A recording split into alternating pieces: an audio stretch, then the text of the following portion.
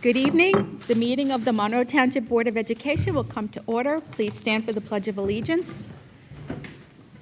I pledge allegiance to the flag of the United States of America and to the republic for which it stands, one nation, under God, indivisible, with liberty and justice for all. I am. May we have a roll call, Mr. I'm going back. Mr. Gorski. Yes, ma'am. Mrs. Kolpanowicz. Here. Mr. Tesler. Here. Ms. Antelis. Here. Mr. Braverman. Mr. Chiarella. Here. Mr. Kaufman. Here. Mr. Masters. Here. Mr. Poi. Here. Mr. Precioso. Here. Mr. Zarneski. Here. Madam Board President, you have a quorum. Thank you. In accordance with the provisions of the New Jersey Open Public Meetings Law, the Monroe Township Board of Education has caused notice of this meeting to be published by having the date, time, and place thereof posted February 8th, 2013, 1 at all schools, 2 Home News Tribune, 3 Cranberry Press, and 4 filed with the clerk of the municipality.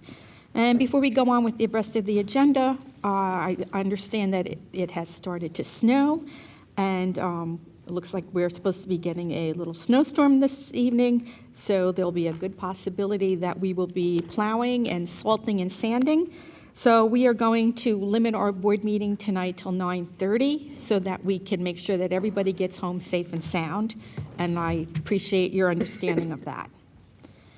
So at this time, we will go to our student board members report. Students? Thank you. Good evening, ladies and gentlemen. The events that will take place this month are the Battle of the Bands is on February 15th, and it's an enjoyable event that students can come together and play music within their bands, and there's a winner at the end. And also, 8th grade orientation was yesterday, February 12th. Also, school is closed for President's Day on February 18th, and school is closed on February 19th due to staff and service. Also, there's one book read on The Fault in Our Stars by John Green, which will take place in the Media Center on February 28th. Thank you. Thank you. This time we will go to a public forum. Anyone from the public wishing to speak to the agenda, please come to the microphone and give your name and address for the record. We will adhere to our 3-minute time limit for all speakers, and we ask that you, due to the time of the length of board meeting being limited, we ask that you only come up to the microphone once. So anyone from the public wishing to speak to the agenda? Oh, no. Oh, boy.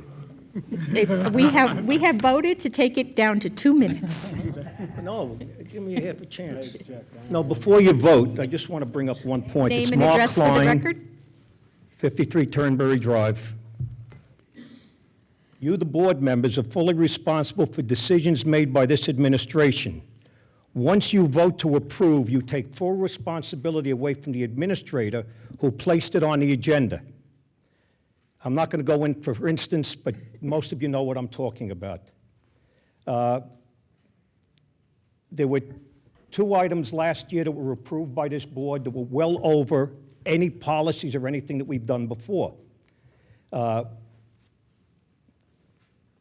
Because an administrator puts this on the agenda doesn't necessarily mean that people on this board are a rubber stamp to approve it. A lot of these items have to be questioned. I've always tried to do it, many of you have tried to do it, but it can no longer be a rubber stamp. We have to start thinking. I saw what happened at the meeting last week. I was in Florida. I caught the tail end of it. It's something that I warned the board about for 2 years. It's coming to a head now. I ask all of you to please, anything that comes on the agenda, check it out before you vote. Thank you. Thank you, Mr. Klein. Anyone else from the public?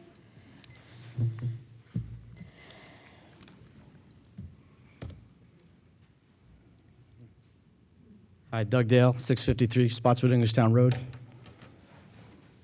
For the record, I am a resident, a district employee, and a parent of a Monroe student. My concerns are not with the school board, but with the public's aggression against the board's decision concerning the budget, the spending, and especially collective bargaining outcomes.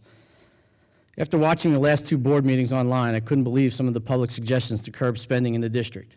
I got so angry that I actually yelled at my computer in response to what I had heard. Running a school district is a daunting business. Running a school district with 95% of your educational aid cut for the last 3 years and only 2% cap on annual property tax increases down from 4% sounds impossible to do without drastic changes. However, thanks to Dr. Hamilton, Mr. Gorski, and the school board, it's getting done with very little cuts to programs and school staff. Yet that doesn't appear to be enough from what I heard. Schools are the highest commodity in town. People don't move to towns with bad schools, and they don't stay in town if the schools go bad. And like all things, schools need money to run successfully. And the town needs successful schools to compete with neighboring towns to keep its residents and bring more in, which brings in business and more taxes. All I've heard lately was about how to cut the fluff. How people don't seem to care to know is that the so-called fluff pays for the bills for those of us who are lucky enough to get it. I've heard recently to cut the IAQ coordinators with a savings per year of $3,600, equating to about 17 cents per household. But who cares about the students and staff if they get sick, like many did in the high school several years ago, with some having to be hospitalized, which is why the IAQ coordinator position was created. With no one to monitor air quality, students and staff may suffer, which will cost more in the district when people get sick and a sub is needed and medical costs are needed. And in this day and age of the social media, and the rumor will get out that Monroe Township is the poisonous school district, and people will vacate, leaving the taxes to the rest of us. I heard to cut stipends and club advisors and sports coaches. Those were already frozen for 3 years and are of no additional cost to the board at this time. Cut paying for new clubs, which really means to stop giving the students the opportunity to learn or expand their knowledge of new things because a teacher gets an extra bit of fluff in a stipend to run a club. The best one yet that I heard at last month's meeting was to cut the teaching staff salaries by 10%. Why not just make it 100? Why not have the blazing nerve to just tell us all to work for free? It's already been said by Mr. Gorski, Dr. Hamilton, Mr. Chiarella, that the recent negotiations of staff salaries was of no cost to the board for the 3 years of the current contract. Yet, cutting salaries are still being suggested. I understand the argument of needing to lower taxes. My taxes are high too, and they continue to go up like everyone else. But the school district has a very limited budget, and the people who draw a salary or the students who benefit from that budget are not the ones to be sticking your hand out to. Monroe's average teacher salary is ranked 15 out of 25 districts in Middlesex County. That was quick. Yeah, thank you for your comments. You could read the rest of them later. All right, I'll come back up later. Hi. Is this in regard to the agenda? We want to talk about that. Well, yeah, because it's really not an agenda item per se. Okay. Do you want to? Okay. Michelle Arminio, 9 Nathaniel Street. On page 15, the bill list, the board action for the bill list, we have just a small paragraph. It's sort of just like a very small paragraph of what it is. I'd like to know if the board members have the full list in front of them before they vote on all of the items in each list. The board members get a copy of the bill Okay. list. And that list is available also to the public, is that correct? I believe every list should be available. So after this, could it be available before the board votes on it? When is that available? If we mark it preliminary before Right, or it's draft. approved by the board, before the disbursements represented in the bill list are mailed, then there's no problem with that. We could do that. Okay, or even after they're mailed, if it's just before the board meeting, so we could see the full list. Okay, because that's, and just a comment to the gentleman, thank you for coming, and thank you for your comment about the IAQ. But I think the point about the IAQ was that it was a teacher, everyone wants good air quality in the school, but it was that someone had to go to a teacher in order for that teacher to tell the principal, where the person who told a teacher could go directly to the principal. It's about waste. It's not about taking anything away from education.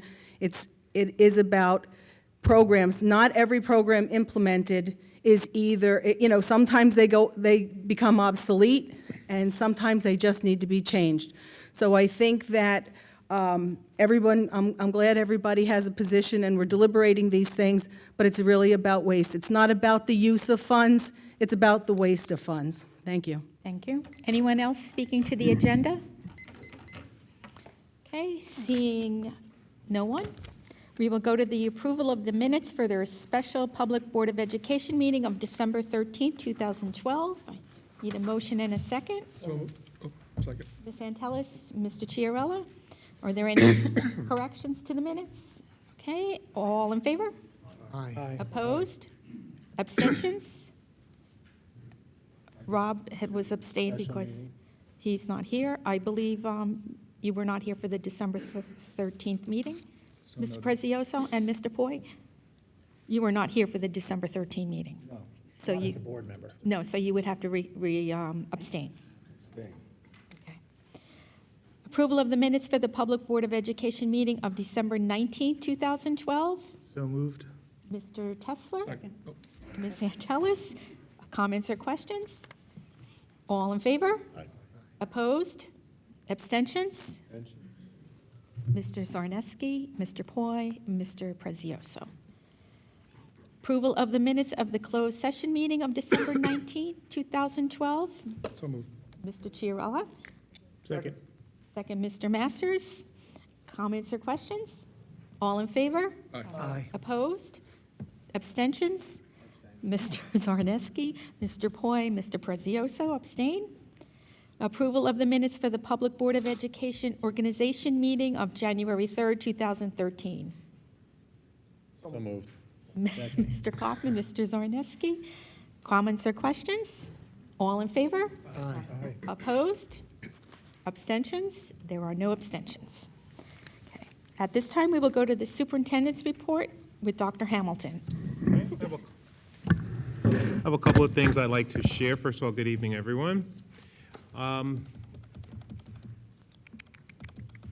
Reminder that tomorrow is Monroe Cares Day. We are partnering with United Way to collect donations to be distributed to families impacted by Hurricane Sandy. Bins have been stationed at each of our locations, and they will only be there for the one day tomorrow. The mayor has provided a proclamation declaring February 14th as Monroe Cares Day, and I'd like to just read it in to the board records, relatively short. Proclamation from the Office of the Mayor, Monroe Cares Day, February 14th, 2013. Whereas Hurricane Sandy ravaged New Jersey when it made landfall on October 29, 2012, and whereas while Monroe Township was not spared with Sandy's wrath, coastal towns were nearly decimated by the powerful storm, and whereas the township and school district feel it is important to stand unified with the rest of New Jersey, and whereas both the township and school district have agreed to promote and support a townwide collection of much-needed supplies, and whereas all community members can make donations such as bottled water, new coats, new blankets, flashlights, batteries, non-perishable food items such as canned food, pasta, etc., and whereas donation boxes will be available at all Monroe Township schools on Thursday, February 14, 2013. Together we can make a difference. Now, therefore, I, Richard Pucci, Mayor of the Township of Monroe, do hereby declare February 14, 2013 as Monroe Cares Day in the Township of Monroe, dated January 25, 2013, by Mayor Richard Pucci.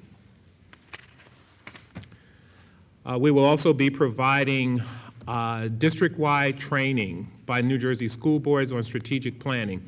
We're asking anyone and everyone who wishes to be a part of this planning process that will help us to develop the plan for the next several years to attend this very important session.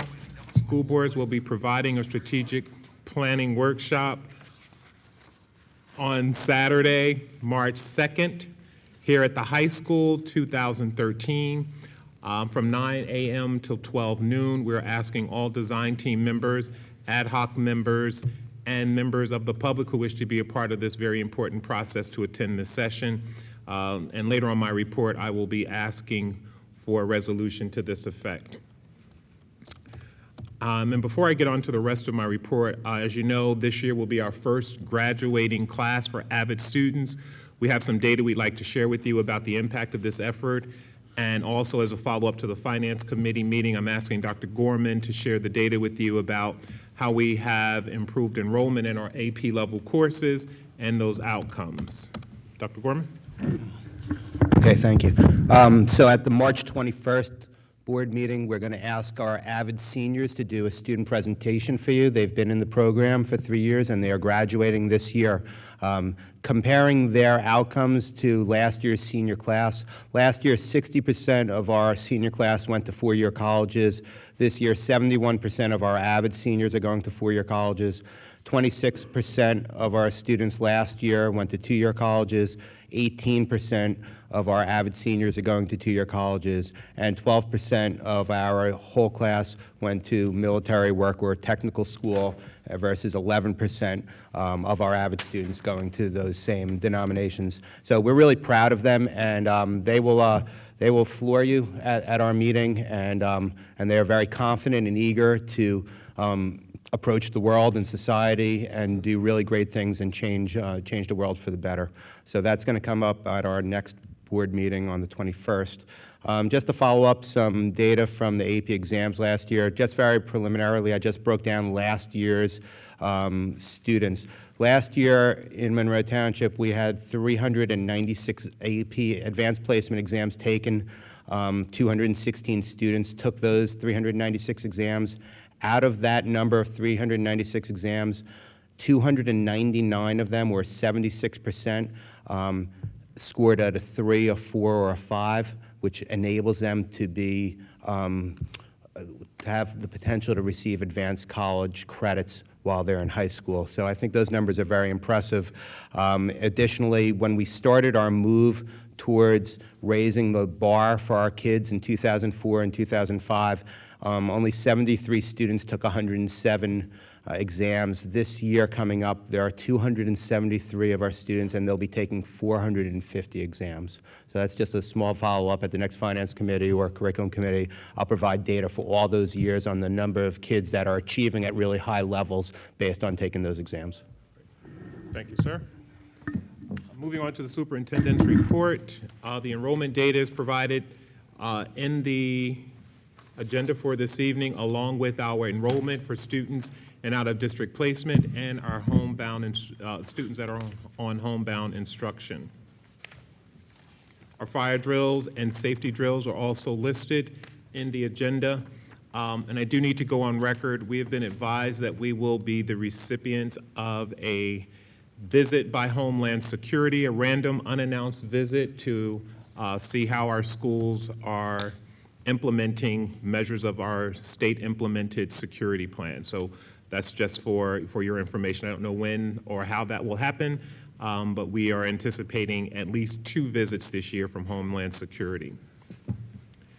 Moving on to the personnel report, Madam Board President and members of the Board of Education, it is recommended by the superintendent that personnel items A through double F be approved by roll call vote. There are 2 double Cs listed on your agenda. Please note that the second item listed as CC should be noted as FF. Ms. Antelis, there a second? Second. Mr. Chiarella, are there any comments or questions for Dr. Hamilton? I have a question, please. Mr. Zarneski? Under EE, I'm familiar with salary guides and how they work. I was just looking for an explanation. It's on page 13. As to the high school Spanish teachers there. I noticed a percentage, 117% of contract. I was just looking for a little explanation on that. Those are teachers wherever there's a percentage that exceeds 100%, they are covering an additional class, during which time they're either giving up a prep or a lunch period, and contractually are eligible for additional compensation. Anyone else? Okay, seeing no one, we'll have a roll call. Mr. Gorski? Ms. Antelis? Yes. Mr. Chiarella? Yes. Mr. Zarneski? Yes. Mr. Kaufman? Yes. Mr. Masters? Yes. Mr. Poi? Yes. Mr. Precioso? Yes. Mr. Tesler? Mr. Tesler? Yes, sorry. Mrs. Koloponowicz? Yes. Madam Board President, personnel items A through double F passes. Thank you. Moving on to board action items, Madam Board President and members of the Board of Education, it is recommended by the superintendent that board action items A through K be approved by roll call vote. Please note that item H is removed from my report and will be addressed during the board president's report. So moved. Mr. Chiarella? Ms. Antelis? Any comments or questions for Dr. Hamilton? Mr. Masters? Just on E, can I have further clarification?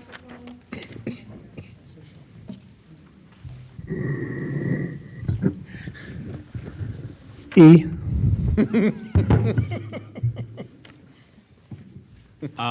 What's your question, Mr. Masters? Can you just explain that?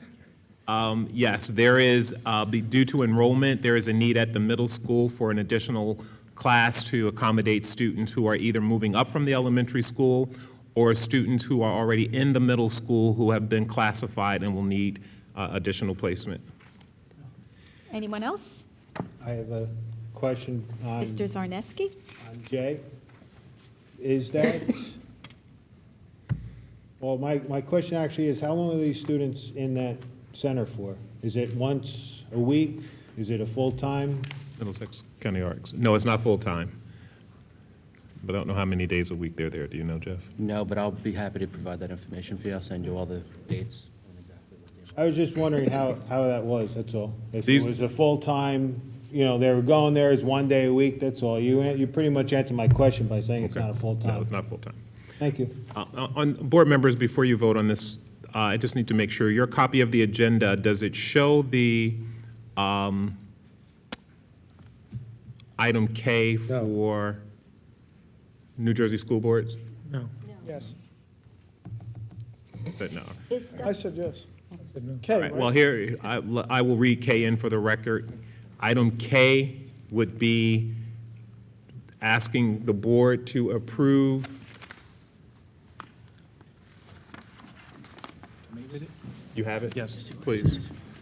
Item K is as follows. It is recommended that the board approve New Jersey School Boards Association representatives to conduct a strategic plan workshop on Saturday, March 2nd, 2013, from 9 a.m. to 12 p.m. at a cost of $1,000. That would be item K. Do I need to have another, would somebody like to, whoever made that motion, is it okay to include that in? Yeah, I'll make the motion again tomorrow. Well, you made the motion, we added something, so is that okay? That's fine with me. To add that, Ms. Antelis, as a second? Okay. Okay. So, any comments or questions? What are they going to do?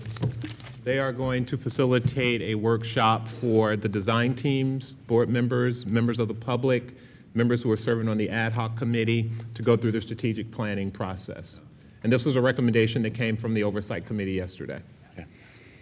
They already agreed? Saturday, March 2nd. They already agreed to this date? Yes. School board is? Only because there's a student achievement thing going on in Princeton, that's why, that's where I'm going.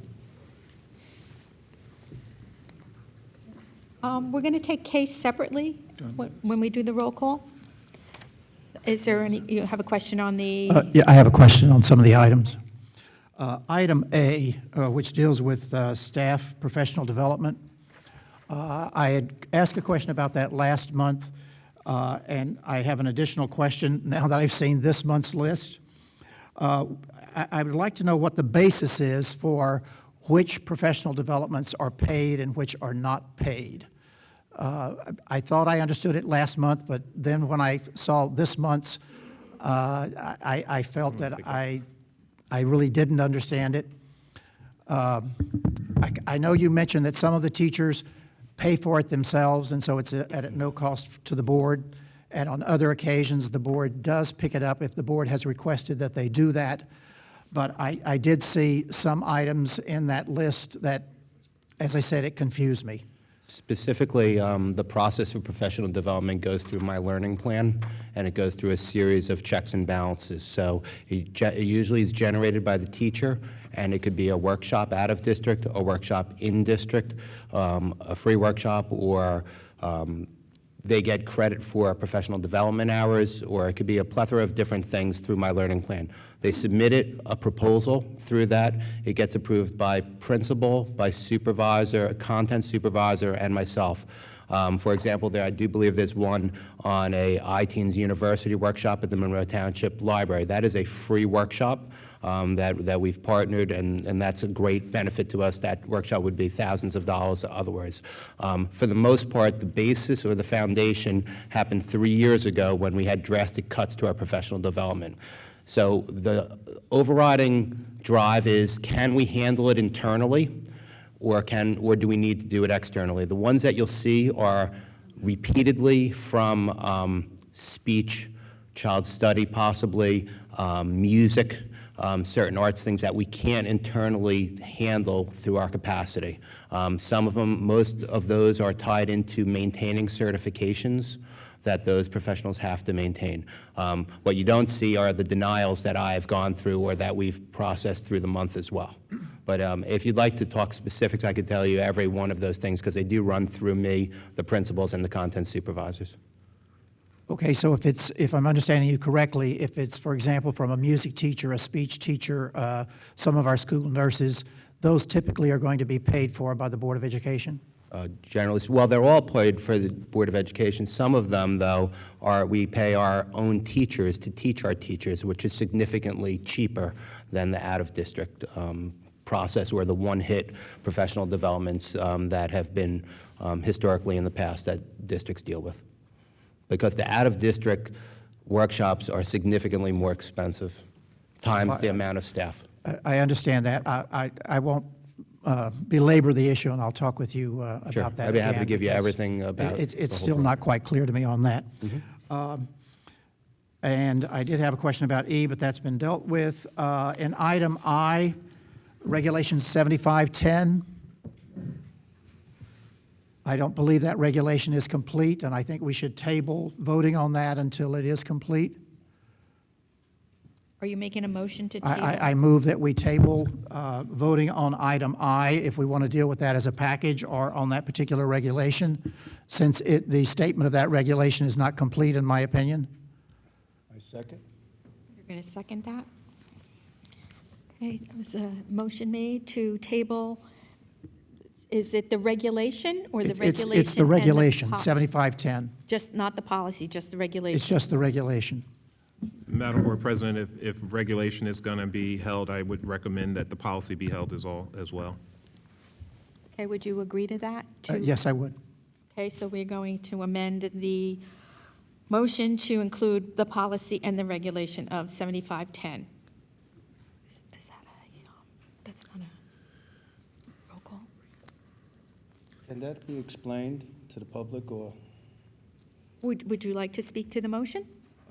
Well, I can. If you look at it, it's on page 4 of 15 for that regulation, and it says follow through on the recommendations of an evaluations for alcohol or other drug abuse and related behaviors, and it has first offense, second offense, third offense, and the disciplinary action is not specified for those offenses. Oh, Mr. Poy, you're not referring to 7510 then, that's 5530. Oh, it's 5530. I'm sorry, let me see. It is 5530. I'm quite sorry. It's 5530. Okay, My so mistake. we'll amend the motion to table policy 5530 and regulation 5530 instead of policy 7510 and regulation 7510. Yes. Okay. Is everyone in favor of that? All in favor? Was Mr. Precioso still the second? Yes. Then I got a question, okay? Okay. Did you now need I to second. speak? Does anybody wish to make a comment? Well, did it go through policy? I mean, is this something, It did go through policy, yes. so why is it not complete? Or why are we voting on something not complete? Mr. Poy makes a reference to disciplinary action. That policy, the policies that you have, I believe it's been updated, but I'm not sure what you're looking at, honestly. Well, I'm looking at It what has was, first offense, second offense, and third offense, but it should also reflect an insert that refers to student handbook. well, as I said, what is here is not to my satisfaction, and I did bring this out in the policy committee meeting, that was missing. And it's still, in my opinion, not complete. It talks about what the penalties are, the disciplinary actions will be taken, but all it says, first offense, second offense, third offense. It doesn't say what those actions are. And I think we checked with Strauss Esme, and that's the information they gave us. And then you have to look back in your handbook because the penalties for high school are different from middle school and elementary school. So that what they're saying is that it's the first offense, the second offense, the third offense, But those offenses are listed in our handbooks, not on the policy. Well, then I think the regulation needs to state that, which it does not. Is there any other comments or questions? But my next question is, Mr. would that, Kaufman? would that need a rewrite of other policies if the offenses are not literal in the policy and it's a reference to another document? How many other policies would that affect? I don't think that particular insert would affect any other policies, frankly. And it would not be, I mean, it's up to the board, but it would not be my recommendation to put those offenses in because the policies are district policies and the handbooks are specific to schools and grades. So we would not be able to include offenses very specifically because it would fluctuate between high school, middle, and elementary. But inserting see appropriate handbook would be appropriate. Any other policy members here? I mean, are we voting on something that you feel comfortable with or not? I don't know where to go. I wasn't at the meeting, but it sounds to me like it went through the policy committee because it's here for the first reading. Mr. Masters, you had filled in for me, so. I thought the policy committee was okay with this. Yeah, I thought so too, because what we said is, well, we would check back with Strauss Esme and get what they. Might be what Mr. Poy is asking now. We did check back. Yes, we did, and that's the information that they gave But us. you want the policy updated to be more specific. We could add to the policy. So we'll just bounce it see back. Student handbook, and that would cover it.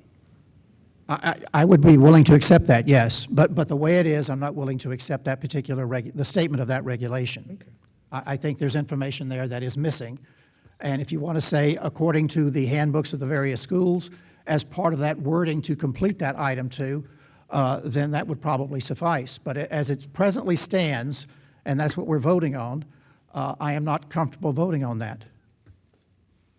Can we vote on that with an addition, with that addition? Absolutely. We can add that to the policy. Okay. We can vote on that with the stipulation that we add that to the policy. Okay, if it says after first, second, and third offense per individual grade level student handbooks or whatever the proper phrasing would be, then I would have no further objection. Absolutely. Okay, then you would withdraw your motion to. I would withdraw the motion to table this. Okay, and Mr. Prezioso, you would agree with that? Okay. So, any other questions? Well, he mentioned 75-10, and I was under the impression that we don't know whether we left it alone, the policy, because of the municipality wanted us. I believe that these policies were all approved by the policy committee last week. So we're leaving that policy alone? The way that they were given to you. Anyone else? Okay, so at this time, we are going to take a roll call on Mr. Another question besides that. Okay. Item F on page 14, we're taking away the administrative assistant's job, and on item G, we're adding a human resources coordinator, correct? That is correct. Taking one job away and adding another. Yes. Anyone else? So at this time, we will have a roll call to approve items A through J. We will be taking K separately with the addition of the language in policy 5530 and regulation 5530, adding that we would adhere to the handbooks of each individual grade. Okay? Ms. Antelis? Yes. Mr. Chiarella? Yes. Mr. Zarneski? Yes. Mr. Kaufman? Yes. Mr. Masters? Yes. Mr. Poi? Yes. Mr. Precioso? Yes to everything but G. It's a no on G.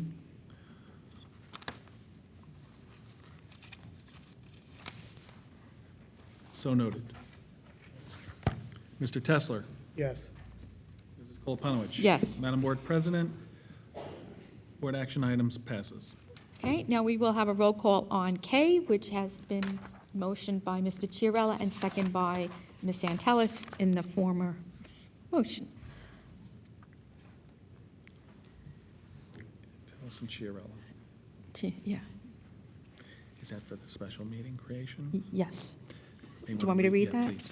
Okay, I'm going to read K again.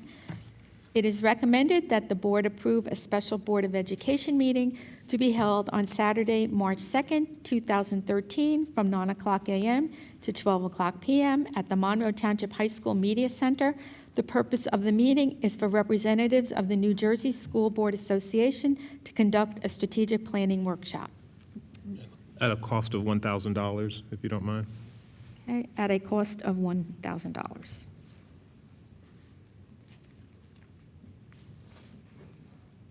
Mr. Chiarella, that was your motion, do you, and Ms. Antelis? Okay, at this time, are there any comments or questions by the board? Then we will have a roll call. Ms. Antelis? Yes. Mr. Chiarella? Yes. Mr. Zarneski? Yes.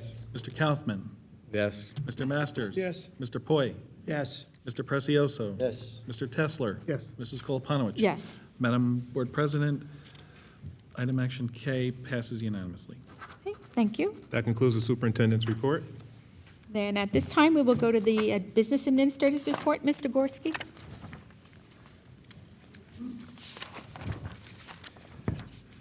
Madam Board President and members of the Monroe Township Board of Education, it is recommended that board action items A through V be approved by consent roll call. Before we have a vote, Madam Board President, may I discuss Absolutely. an important item on there pertaining to district insurance? Yes.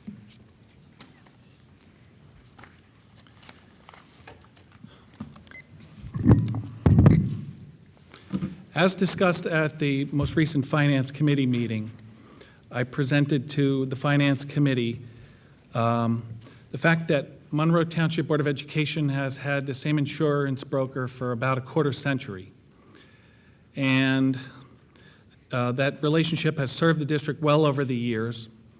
But this year, there was a delay in the furnishing me with insurance rates, and specifically the health insurance rates came in astronomically high, whereas the increase in just that one appropriation line item was more than we could aggregately grow the entire budget. So I negotiated a different type of coverage with the broker of a payment method going to prospective. That saved $1.2 million off of the initial premiums. I further negotiated another $400,000 off the policies just by haggling. That amount fits in the budget now, but I'm not satisfied. I'm not satisfied with the broker representation that we received negotiating with our carriers, and I'm not satisfied with our broker recommendation who said that we have expensive plan coverage and we should immediately, mid-contract year, jam our staff out of two plans into a direct access plan that is not like-kind coverage. I don't believe the Monroe Township Board of Education or administration would ever jam our employees into an alternate health plan mid-contract year. So it is my recommendation to the Finance Committee and to the board to rescind our broker relationship with G.R. Murray for health insurance and property and casualty and everything else, and appoint two new brokers of record, Gallagher Insurance Services for health benefits, which is a very large multinational brokerage firm that has tremendous clout and represents some very big school districts such as Philadelphia. And when they negotiate rates with their size and book of clients, they have a lot of negotiating power. And I think that will result in several $100,000 off of the rates that we currently have in the budget. I also recommended that the property and casualty and all other insurance policies be handed to the broker firm of Borden Perlman.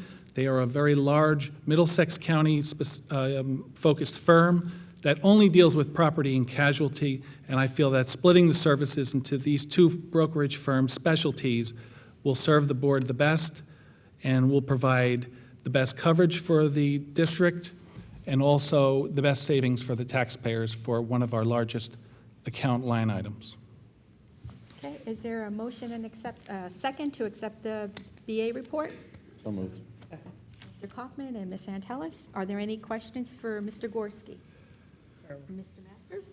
You, Mike, what is you? The joining the school board's risk management?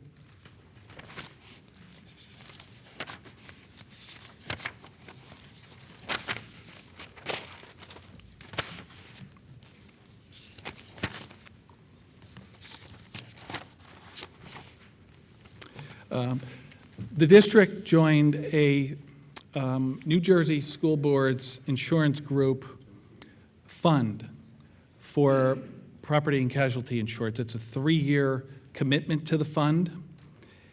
And this resolution U changes the broker of record from G.R. Merry to Borden Perlman to represent the Monroe Township Board of Education at the NJBAIG sub-fund monthly meetings and to handle all correspondence and claims for the district. Okay, sure. Any other questions? Mr. Tesler? Just on the question, just a little comment on V. I'd like to just thank the Woodland PTO for the donation. Anyone else? Yeah, V, that's a pretty big donation. Yeah. Mr. Masters? Do we know what kind of technology purchases it's going to encompass? Or is it just open? Yes, it is a very generous donation from the Woodland PTO, and it was for technology purchases, specifically, I believe it was iPads and related projection equipment. At Woodland? Yes, sir. Anyone else? Ms. Andy? No, or shouldn't it be Woodland Mill Lake PTO? Yes. Yeah, it just says, yeah, Woodland Mill Lake.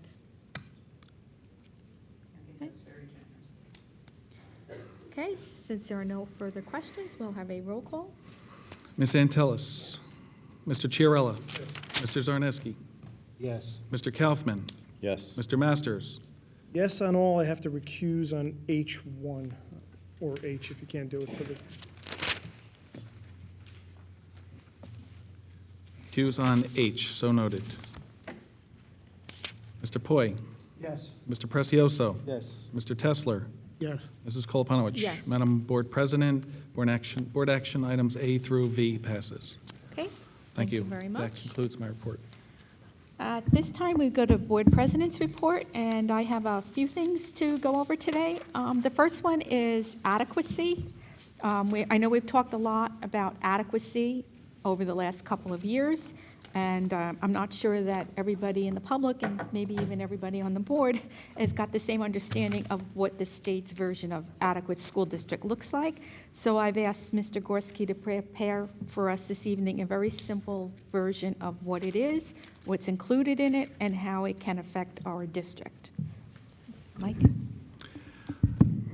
The adequacy calculation, now defined as levy above minimum tax levy, is a model that's designed by the state, and it's incorporated into the budget software, and it takes your aggregate appropriations and divides by your number of students and comes up with an amount above the state model.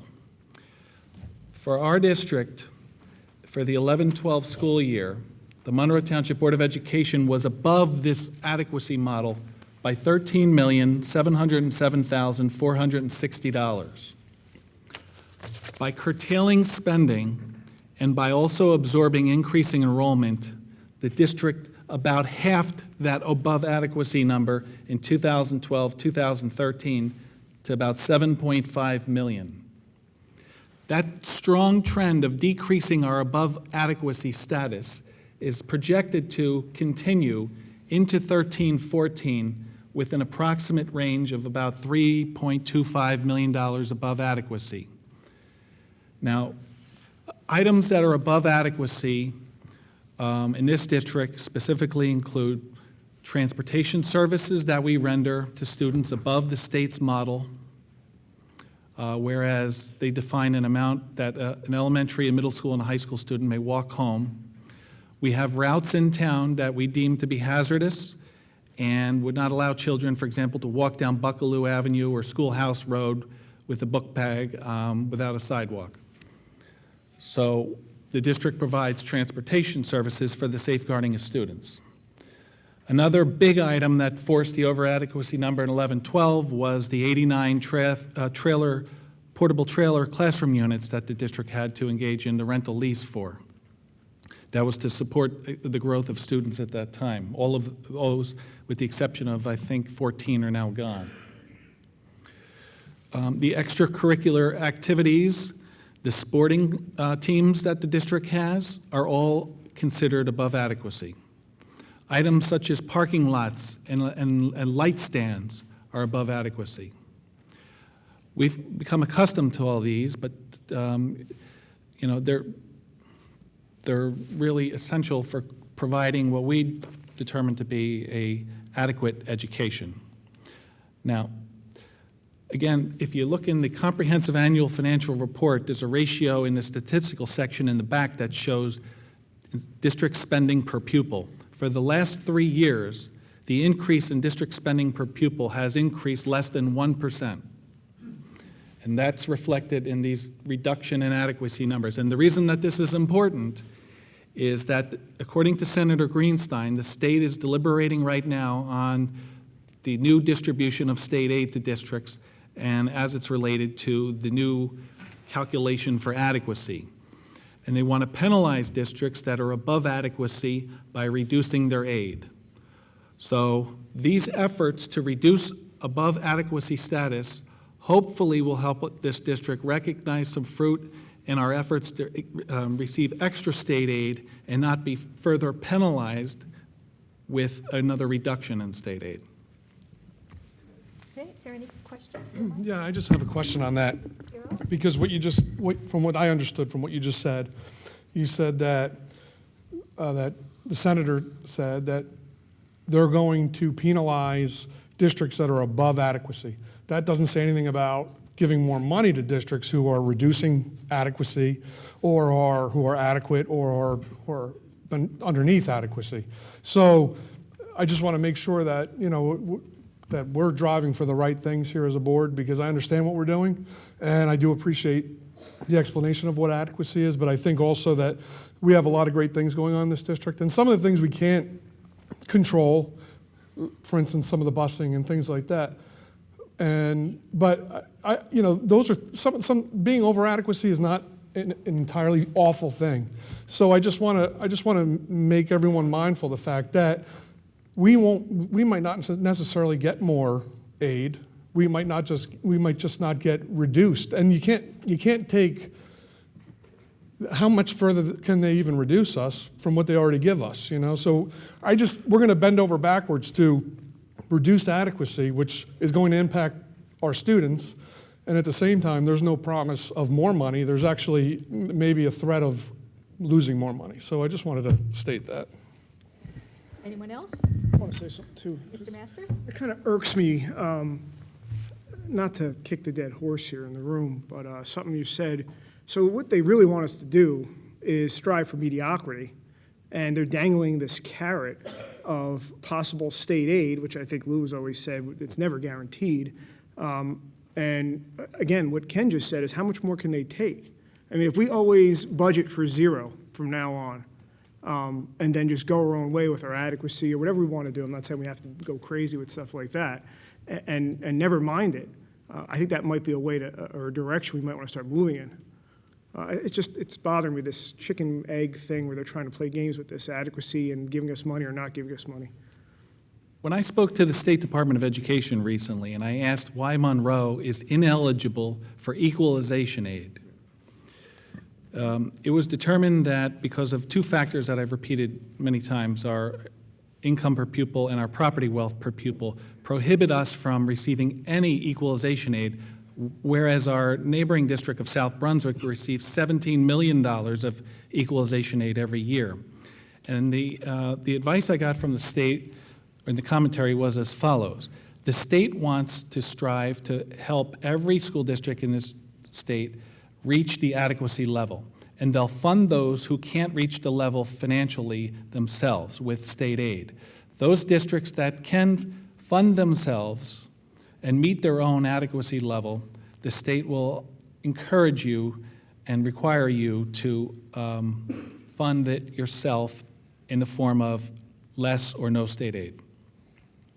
But it needs to be noted, the only way they can fund those is by taking from you, and you, and you, and you, and you, and me. That's correct. So we're paying for somebody else's school district.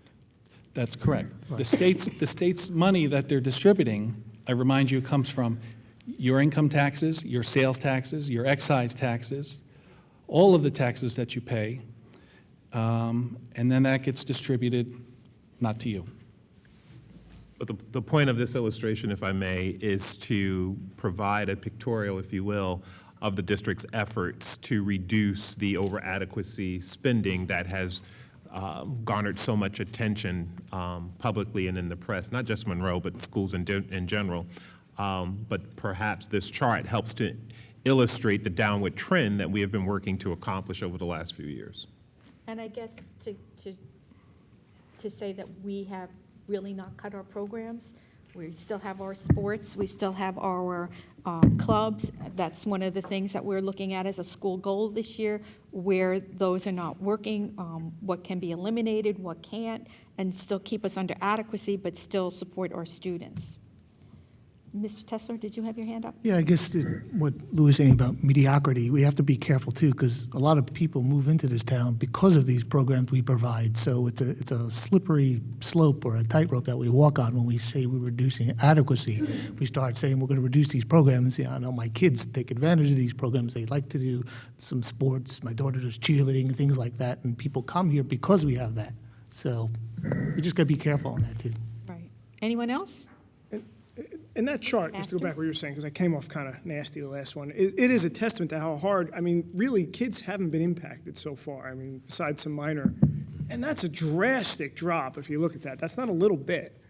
I just get nervous that we keep going down that slope and. Yeah, we just have to be on top of Careful. things. Okay. Yeah, and I agree about the adequacy. We're getting down the adequacy, but there's no guarantee we're going to get the money. And honestly, I met with Senator Greenstein. Basically, she told me that the governor wants this on the back of the taxpayers of the town. I'm guessing Jamesburg is an adequacy. You've cut just about everything in your town, yet are you getting more state funding? No.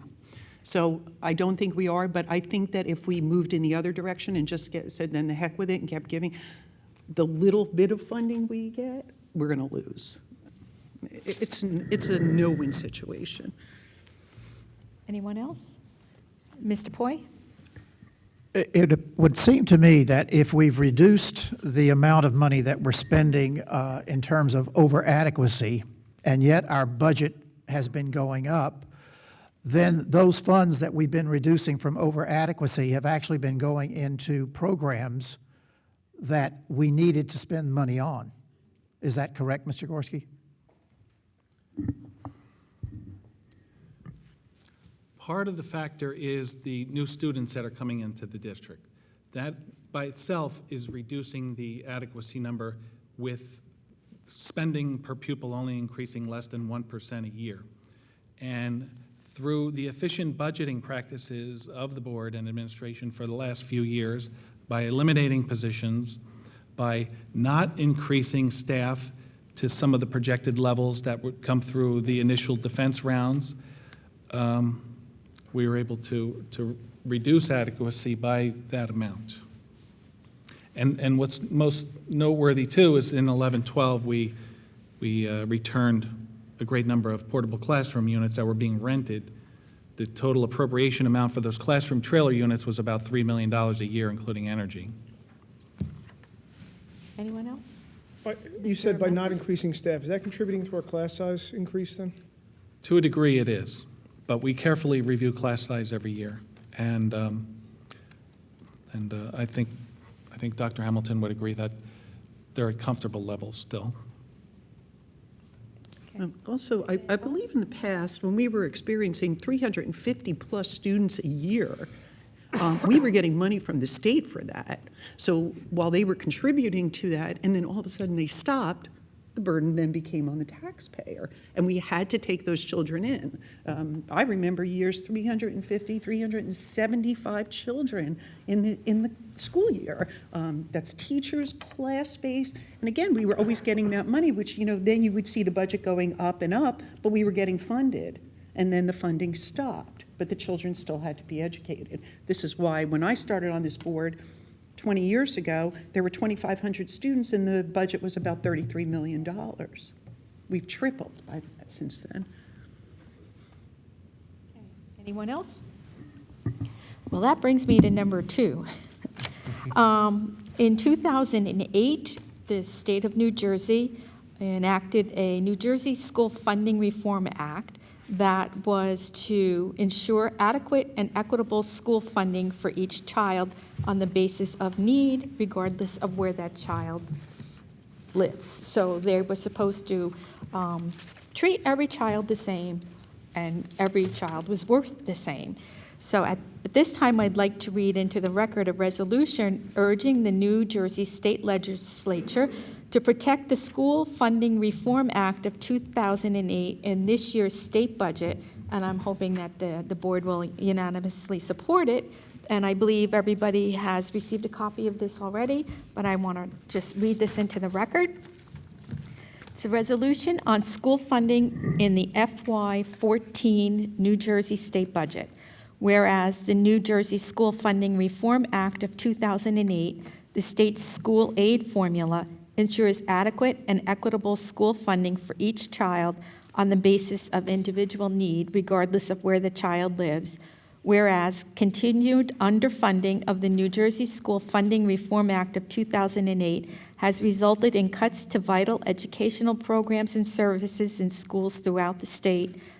Whereas Monroe Township School District, Middlesex County, recognizes the precarious state of New Jersey's fiscal landscape as a result of revenue shortfalls and the impact of Hurricane Sandy. Whereas Monroe Township School District recognizes that municipal budgets and local taxpayers provide more than their fair share of support to local schools and other essential community services. Whereas Monroe Township School District supports the School Funding Reformed Act of 2008 and a clearly designated pathway to full funding of the law in order to provide New Jersey school children with the resources they need to ensure a successful future and to which they are entitled by law. Now therefore be it resolved that Monroe Township School District strongly urges the New Jersey State Legislature to follow the School Funding Reformed Act of 2008 and in the fiscal year 14 state budget and provide all New Jersey school children with adequate and equitable school funding. Resolved that Monroe Township School District urges the New Jersey State Legislature to make every effort to protect the School Funding Reform Act of 2008 and to vigorously oppose attempts to reduce the equity and adequacy of the SFRA to the detriment of all New Jersey school children. Is there a motion and a second to support the resolution? So moved. Second. Mr. Chiarella, Ms. Antelis, are there any comments or questions? Then we will have a roll call on supporting this resolution on school funding. Ms. Antelis? Yes. Mr. Chiarella? Yes. Mr. Zarneski? Yes. Mr. Kaufman? Yes. Mr. Masters? Yes. Mr. Poi? Yes. Mr. Precioso? Mr. Tesler? Yes. Mrs. Kolpanowicz? Yes. Madam Board President, motion unanimously passes. Thank you very much, and we'll get this out to the state. And that brings me to an issue regarding Jamesburg and Monroe. A few weeks ago, after our board meeting in January, Ira and I had the opportunity to sit down with the president and vice president of the Jamesburg Board of Education. We wanted to brainstorm ways that we could work out our financial difficulties in this difficult era of financial difficulties. Although it is a financial issue for both districts, it is also a very critical educational issue for all the students that will attend Monroe Township High School. In the past few years, Jamesburg has been very negatively impacted by the loss of state aid and was forced to make the following cuts, and this is just some of them, to their programs. They've cut out all athletic and co-curricular programs, all librarians, all art and music programs, all computer and technology teachers, the special services director, secretarial and paraprofessional pupil staff, and eliminated a full-time principal at their middle school. This has had a severely negative impact on Jamesburg students when they enter our high school in regard to remedial skills needed, competition for sports and clubs, and test scores. So we decided as a joint venture that we would write a joint letter from both Monroe and Jamesburg Board of Educations to the governor explaining our situation and requesting an immediate emergency meeting to try to resolve this financial and educational issue. We're also sending a copy of this letter to the Commissioner of Education, our state senator, assemblyman, county superintendent, and county BA, and the superintendents of both districts. It is our hope that somebody will acknowledge that this is a crisis for both of our towns and offer us relief without harming the students or the taxpayers of either district. And I would like to say that when Jamesburg students come to Monroe High School, they become our students, and we have the responsibility of educating them. And we need to make sure that all of our students receive the help and services needed for the equality education that we expect in Monroe. So I think this is important to make sure that Jamesburg and Monroe continues to work together to try to come up with a solution to our financial and educational differences. Okay? And I think I have one more thing. And it's in regard to some of our committee processes for, I'd like to clarify things for the public and the board as to how our committee process works. And I'm sure most of the board already knows. Our board works as a system of committees, which are charged to conduct studies, make recommendations to the full board, and act in an advisory capacity. Each of our committees has a chairperson, a vice chairperson, 2 board members, and an alternate. The board president serves as ex officio and may attend all committee meetings. The responsibility of our committees is to review and discuss the recommendations made to that committee by administration. No individual committee has an authorization to take any action at that committee level. Any action that is taken must be taken by the board as a whole based on the recommendations of the majority of the committee. The agenda for the committees are created by the administration with the help of the chairperson. If a board member would like something discussed at the committee level, they should contact the administrator to let the committee know and to put it on the agenda. For instance, any item that has to do with personnel would go to Dr. Hamilton. Curriculum items would go to Dr. Gorman. Transportation items would go to Mr. Gorski. And this way, they will have the information they need at that time, all the available information, so that when we have a discussion on a topic, they have what they need and nobody's surprised. There are times when an item might be brought up in more than one committee, and then there's the potential to have different committees suggesting different things. So it's important to make sure that any item that needs to be discussed be placed on the appropriate committee agenda. And it's really important that each board member make sure that they have all the information that they need in order to make informed educational decisions.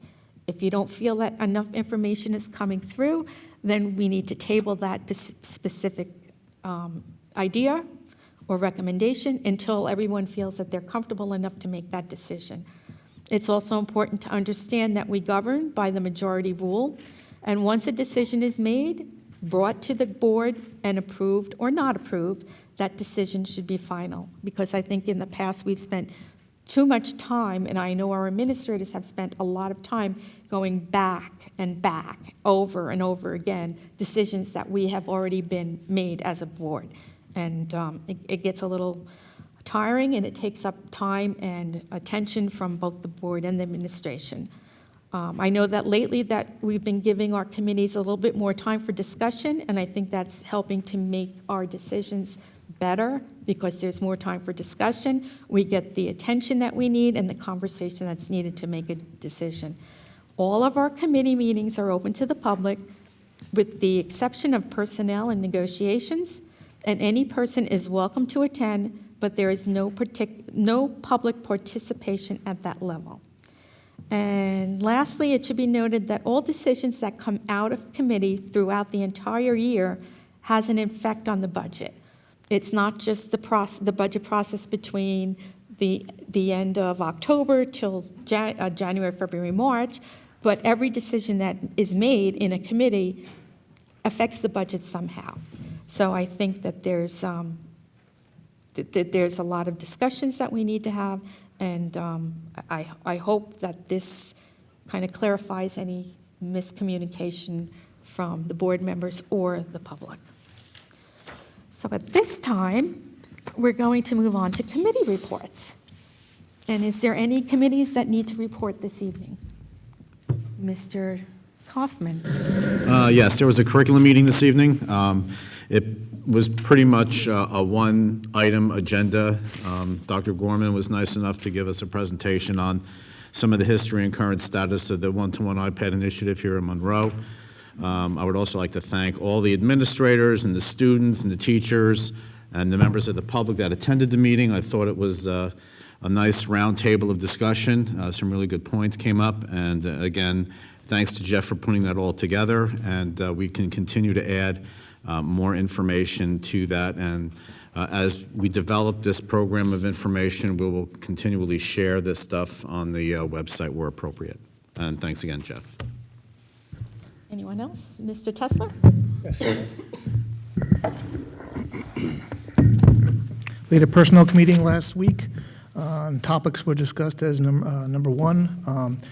We were presented with a job description combining a vice principal and math supervisor position. Vice principal would be replacing Mr. Mag, who's retired and who services Oak Tree and Applegarth as a vice principal. Math supervisor, all our departments have a supervisor right now except math. The math is run by lead teachers, and the initial job description was combining that position. We talked for a while, the committee talked for a while on that and decided to actually keep that separate, replacing the vice principal at Oak Tree and Applegarth, and replacing our current lead teacher model, which we have now, which fills the math supervisor role with actually a math supervisor, and that all kinds is going to be pretty much a wash in expenses. So we decided, and it was the job descriptions were approved tonight for that. We also approved tonight an HR coordinator position, and we talked about that for quite a while in the meeting as well. And as a result of the new tenure laws, new evaluation models, and recommendation regarding labor practices, we recommended that this position be filled. Basically, a district this size, compared to other districts this size, I have somebody in charge of human resources. Right now, that's falling on Mike and Ken, Dr. Hamilton and Mr. Gorski, to do that. This position would have a person dedicated that they can service all the human resources needs for our district, and let Dr. Hamilton and Ms. Gorski concentrate on their own jobs and selling instead of doing this as well. And that's a position a job description we approved tonight.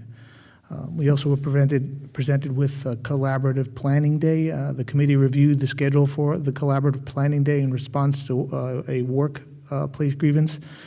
Dr. Hamilton indicated to us that some teachers have also opted out of this Collaborative Planning Day. We got an update on active grievances. There's only one at this time. We were shared a new list of proposed new positions for the next budget.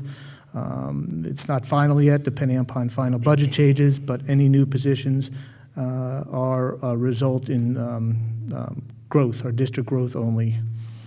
We also talked about a middle school secretarial position, a new position, and that was tabled. That discussion was tabled for our next meeting, so that's not moved forward at this time. And also, we reviewed our current vacancy list. And that is it. Thank you, Mr. Tesler. Any questions? Comments?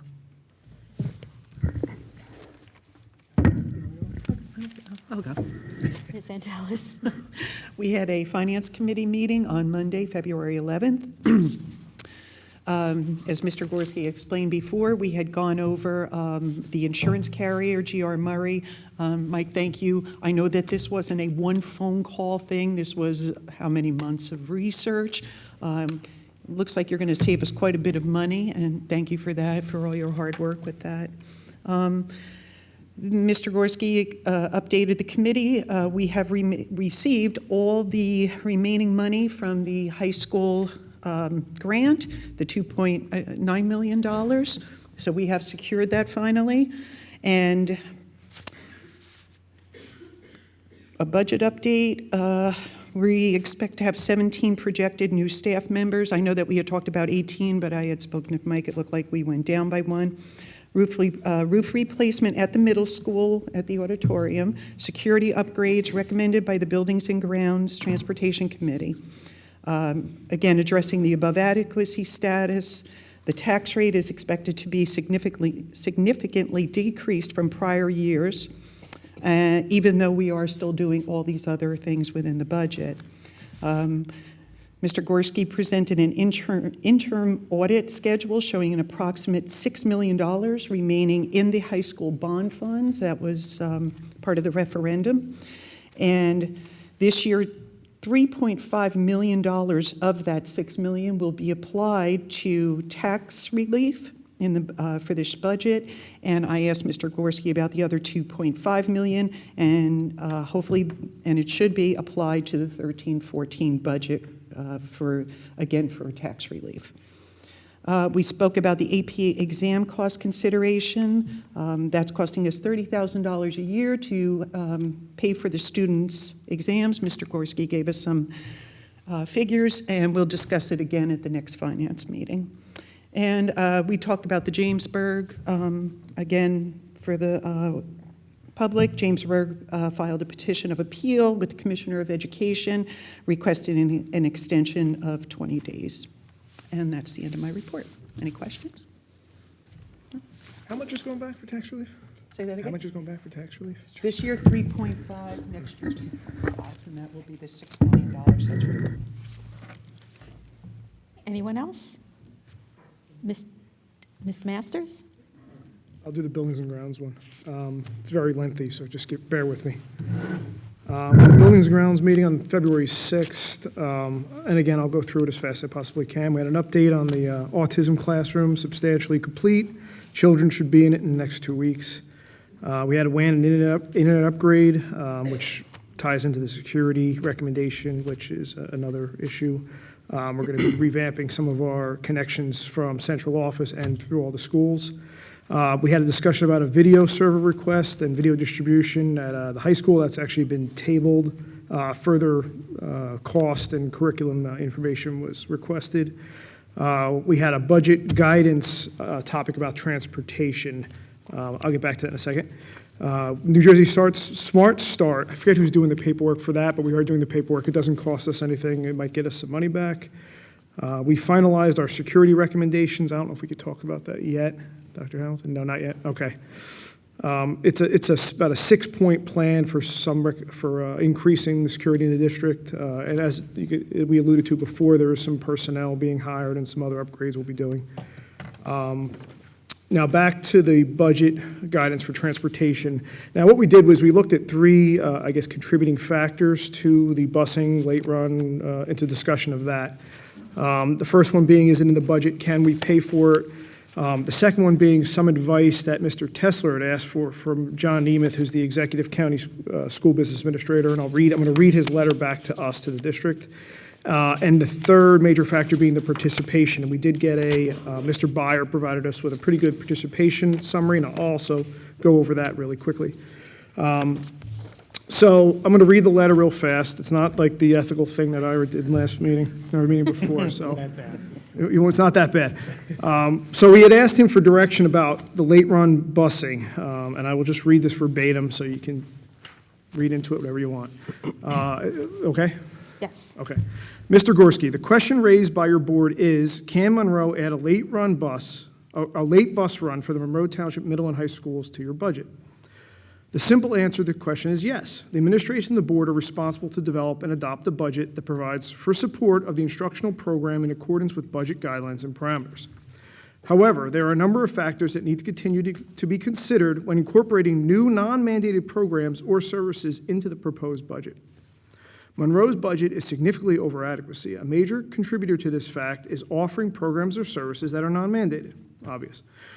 The district has been requested and has taken steps to address this condition to lower the amount above adequacy.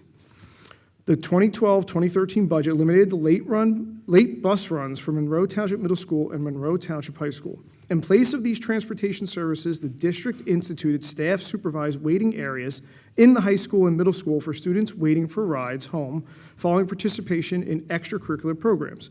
It is my understanding that this program was successful in the number of participants, was an improvement to the safety of the students, and was cost-effective.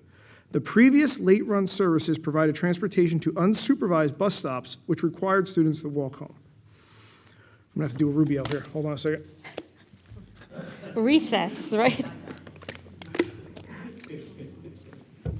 All right, nobody watched it last night. All right. The student enrollment in Monroe continues to increase, creating proportional increases in instructional costs. In addition, based on the recent budget review meeting, there are facility needs that will require budget resources to continue to maintain health and safety for students and occupants in the schools. The fact that the supervised student waiting areas was successful, and in consideration of the other district needs, I would encourage Monroe to not reinstate the late bus runs, but continue to provide the waiting area model. I would also encourage Monroe to carefully consider the cost, benefit, and safety components of offering subscription transportation. If you have any questions or need to discuss this, please don't hesitate to contact me, John Nemeth, Executive County Students Administrator, Middlesex County Office. Can I ask you a question? Now I'm going to just go over briefly the participation numbers. Go ahead. We had Mr. Byer do a little study. I'll just go over it really briefly, and I can give it to you if you want it. High school. Fall sports, the numbers were up in most sports. Winter sports, the numbers were consistent with slight increases in most sports. Clubs and after-school activity numbers were down. And I'll go into that so we can do it. After-school activities and clubs that have a history of being predominantly freshman, sophomore attended, the numbers are down. After-school activities and clubs that have a history of being predominantly junior, senior attended, the numbers are consistent because they have cars. Middle school, fall sports, the numbers trying out were slightly down. Boys soccer, the numbers were slightly down. The numbers making the team and participating remained consistent. Girls soccer, the numbers were trying out were down. The numbers making the team and participating remained consistent. Field hockey, same. Trying out were down. Team and participating remained consistent. Cross country numbers were slightly down. The numbers participating were slightly down since no cuts are made. Winter sports, as the middle school, our numbers trying out remain consistent. And it's consistent across most of the sports except for wrestling. They must have heard about the Olympics. So that's my general overview with that. I think that's it. Just double checking, sorry. Mike, did you want to go over anything with the numbers, with the phone system, anything like that? Explain that. I know there was some discussion. Yes, thank you. As part of the security upgrades that you referred to before, the district, specifically Mr. Washington and Mr. Tague, presented to the Building, Grounds, and Transportation Committee meeting a recommendation for upgrades to some telecom equipment as follows. Before I get into the specifics, the beauty of this recommendation is that it practically and materially pays for itself during the lease purchase term of 5 years, and after the lease purchase term saves the district $72,600 a year in reduced phone bills. And I'll get into the specifics, and I'll be brief. Brookside School, Mill Lake School, Woodland School, and Barclay Brooks School will all will replace the existing POTS telephone system, which is a standard old-fashioned telephone system, and service with new equipment, ISDN PRI service through Comcast. That's voice over internet service. It also includes PA system upgrades. Right now in these schools, they're working on very antiquated equipment, and it's a hit or miss if the PA system works. So that will be upgraded with new Comcast internet equipment. The cost of this equipment, including connecting fiber between Applegarth and Oak Tree and Barclay at Brookside, is approximately $352,400. That is recommended to be financed over a 5-year lease purchase. So the annual debt service for the lease, including interest, is about $74,000. The annual savings that we'll recognize on the POTS to ISDN and the fiber internet cost savings is $11,945 and $60,684 respectively, So the difference between the financial obligation for the lease and the savings cost the district $1,387 per year for this significant upgrade. And once the lease debt is satisfied after 5 years, the district will reap $72,600 in savings every year thereafter.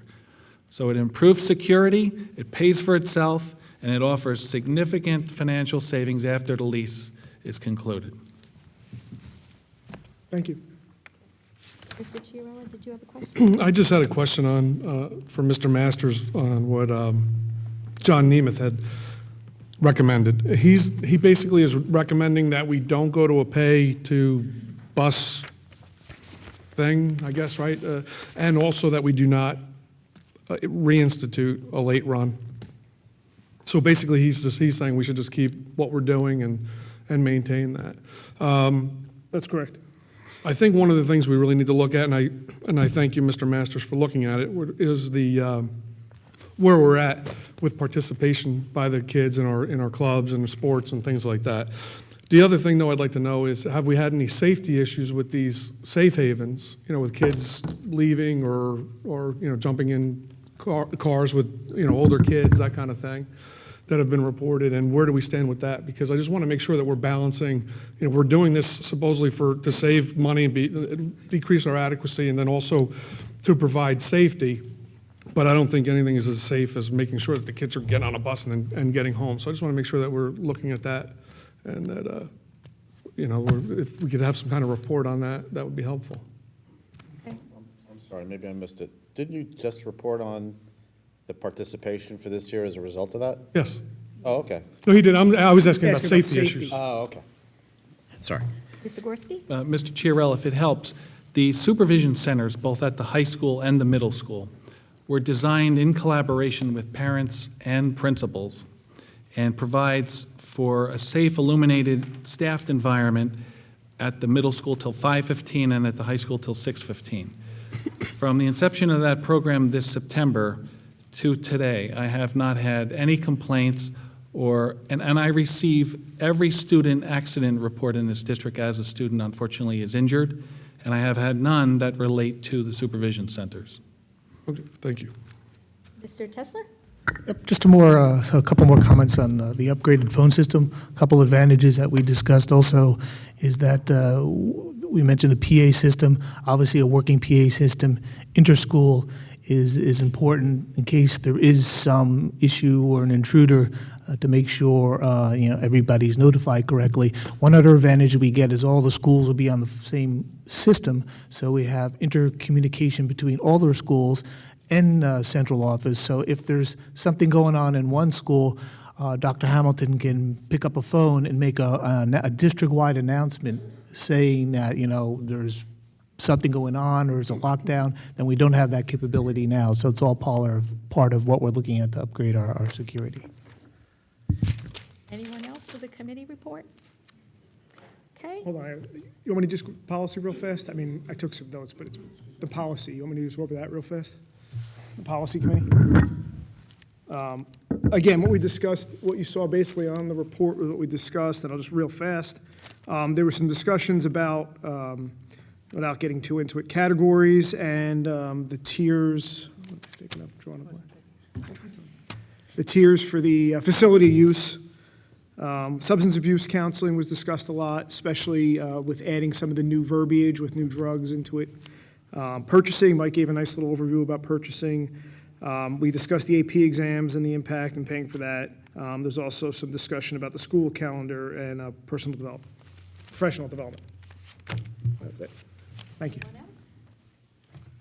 Okay, then we will go to other Board of Education business. Is there any other business from any member of the Board of Education, Mr. Chiarella? I have some. I have a few things, and I'll be brief. But one of the things I just wanted to mention, I think something that maybe we should look at is maybe moving our committee reports up or to the front of the meeting. One of the reasons that I think that's important is that I think that we're hearing details about the things that we're voting on after the fact. So one of the things that made me think of that is Mr. Prezioso just asked about, all right, we're taking this assistant superintendent, we're getting rid of that, and we're putting in a human resources person, and that, rightfully so. He should be asking those questions. I'm on personnel, so I knew that answer. But I don't think a lot of board members do, and I think that giving that information, now if personnel is giving their committee report, it's going to help clarify that for some of the board members. And so I just think that maybe moving those details up would be helpful. One of the other things, thank you for the Mr. Gorski Roberts Rules of Order book. I think that it's pretty big. I hope Ira, Mr. Tesler isn't going to read it to us.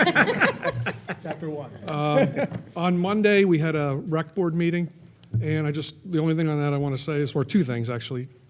Baseball opening day is April 6th, so if anybody wants to come out, it's going to be a great day. It's a little far away, but get it out now, and so everybody can mark it in their calendars. The other thing is that we got some really good feedback on the online system for field use by rec board members, so thank you for that, and they wanted me to relay that it's been working out well, so I just wanted to make sure that you guys heard that. And I have a couple sad things that I have to note. One of my sons is in first grade. He's 6 years old, and one of his classmates' her father died yesterday. He died of cancer, and his name was Donald Maltese. I'm only telling you that because they're not only is it very sad. I want to send my condolences to the Maltese family, but also that they're taking up a collection, so that if anyone wants to give, they can contact Mrs. Leston's first grade class, and they'll take care of it from there. But I just want to let you know that. And then we also had another death yesterday, or a couple days ago. Ben Roth, who many of you probably don't know, but he was a Monroe Township councilman for many years ago. He's also on the Historic Preservation Commission with me, or was, and he was a World War II vet, war hero. And he passed away recently, too. So I just wanted to mention him because he was a Monroe Township councilman. And he also, he was just a good man, did a lot for this town, and was a great volunteer. So that's it. Thank you. Anyone else? Where's the opening day, the baseball? Where is that? At the one all the way there, over there? Yeah, at the Daygrove Road? James Monroe Park. Thank you. Thanks. Mr. Prezioso? I'd like to bring up the MECA, the Monroe Employee Child Academy. It is my understanding that the Board of Education has loaned this organization $200,000, and this was supposed to be a self-sustaining endeavor. And they can't get enough children in the academy right now, so they're opening up to the municipality and the public, which I think that's a bad idea, and if this continues, we're going to bleed money from this organization. So I think the board really needs to look at this and make some kind of decision down the road. Okay. Anyone else? Mr. Kaufman? Yeah, just a suggestion, something to think about. Like one of the worst-case scenarios is when two board members from two different districts meet in a social setting and start talking about stuff. And in the spirit of all the stuff we're doing for EE4NJ and a new HR person, I would ask that the Personnel Committee in conjunction with the administration take a look at developing some type of evaluation process where our staff gets an opportunity to evaluate their supervisors. We have a lot of things in place that the administrators and everybody evaluate people going down the chain. It's a great opportunity to also have like a 360 review where, the administrators get feedback from the staff on things that, they may not be seeing. And we don't really have a formal process that does that. And I know a lot of other districts do that. So I think it would be a great idea if we take a look at, what can we do to mirror some of these things also? Because, you want to try and provide the best educational environment and work environment for everybody. It's a good idea. If you guys don't know about problems, you can't fix them. You can't bring them before the board, right? And putting a formal process like this helps fix that. Just think about it. The state requires that we adopt a new principal supervisor evaluation tool, and that's a part of that new tool, and it will eventually work its way all the way up the administrative ladder. There you go. There you go. Done. Ms. Antelis? Yeah, I just want to go back to Mr. Chiarella's suggestion about the committee. Use your mic. Sorry. About the committee. You know what, when you think about it, I agree with him, because what happens is we end up voting on these things, and then we're discussing it in front of the public. So I think it would give a chance for the board members to hear, the discussion, be able to participate a little bit in it, and the public as well get a chance, to hear what goes on with the committees. Back to the MECA, that's actually a good point. Have we officially decided to open it up to the municipality and the public yet? I thought we weren't. Municipality, yes. Public, that has not been a formal decision. But municipality, that came up last year. Do we have any numbers on teachers' second year? We knew first year we were going to get. Not yet. Those numbers, we're working on the recruitment efforts this month and next month. Okay, I just caution opening it up, and then we wind up with 800 teachers that want to stick to it. Well, I think part of the problem last year was we didn't hire a director until July. It was late. And the reason we didn't hire a director till July was because we didn't feel any of them were qualified that we would accept as a daycare center in Monroe. The other thing coinciding with that is that a lot of daycare centers want you to have your child registered in probably April, May of the year to go into September.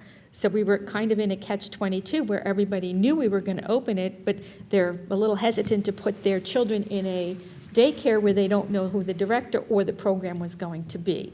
So now there is, and it's working well. I think we've gotten a lot of good feedback from that. So we're hoping that this year would work out much better than it did last year.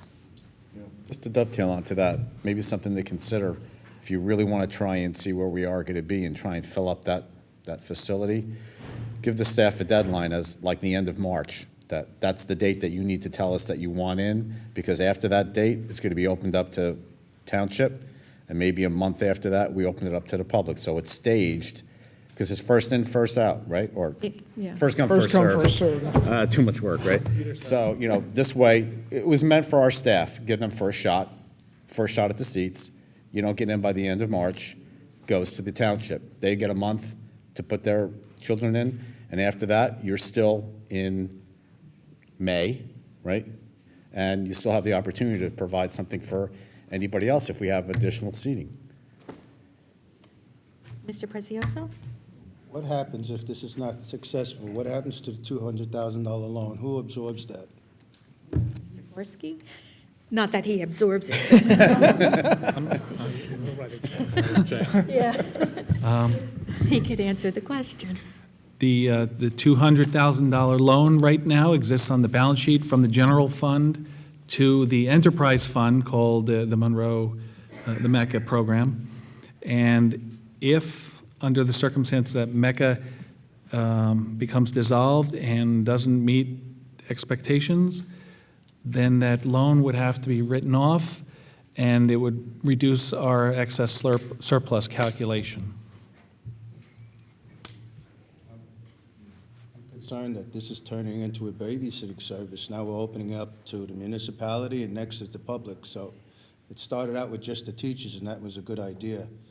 But right now, we're moving forward with another idea, and I don't think that's a good course, so my opinion. Thanks. Anyone else? Mr. Zarneski? It was brought up here tonight how Jamesburg cut several programs and stuff, one being music and arts. And this district offers on February 28th, if I'm correct, a chorus concert for the district, which he invited the middle school and lower grades to. And I was wondering if something like this in the future can be, the invitation could be extended to the Jamesburg students. So this way they can also see what programs are performed here at the high school. They're going to be coming into the high school. It was said several times, not only tonight, but in the past, how Jamesburg students are Monroe High School students when they get here. They're not included on programs like this that open up the door to, here's what the high school is offering, and if you'd like to be involved in it, here's your opportunity to see what it is. So if we can possibly look into something like that where it is a district-wide, in this case, it's a chorus concert, if that can be opened up to the Jamesburg students also. Anyone else? Okay, next is our closed session, but that's going to take up a little bit of time. So, and there might be action taken after the closed session. So it might be a good idea to move our public forum to before the closed session because we are getting late in time. And we want to make sure everybody gets home safely in the snow. So we want to, if somebody needs to make a motion to move the public forum before the closed session. Second. Second, Mr. Kaufman, Mr. Zarneski, all in favor? Aye. All opposed? Okay, so then at this time, we will have the public forum. Just please stop 3 minutes and only come up once because we got Mary Smith on the clock. We will have our closed session. We're going to limit the closed session to 40 minutes.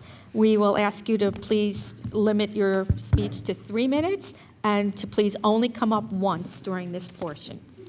Okay. Good evening. My name is Joe Castelluccio, 20 Ashley Court. I'm part of an organization called Monroe Citizens for Responsible Government. I wanted to clear one thing up.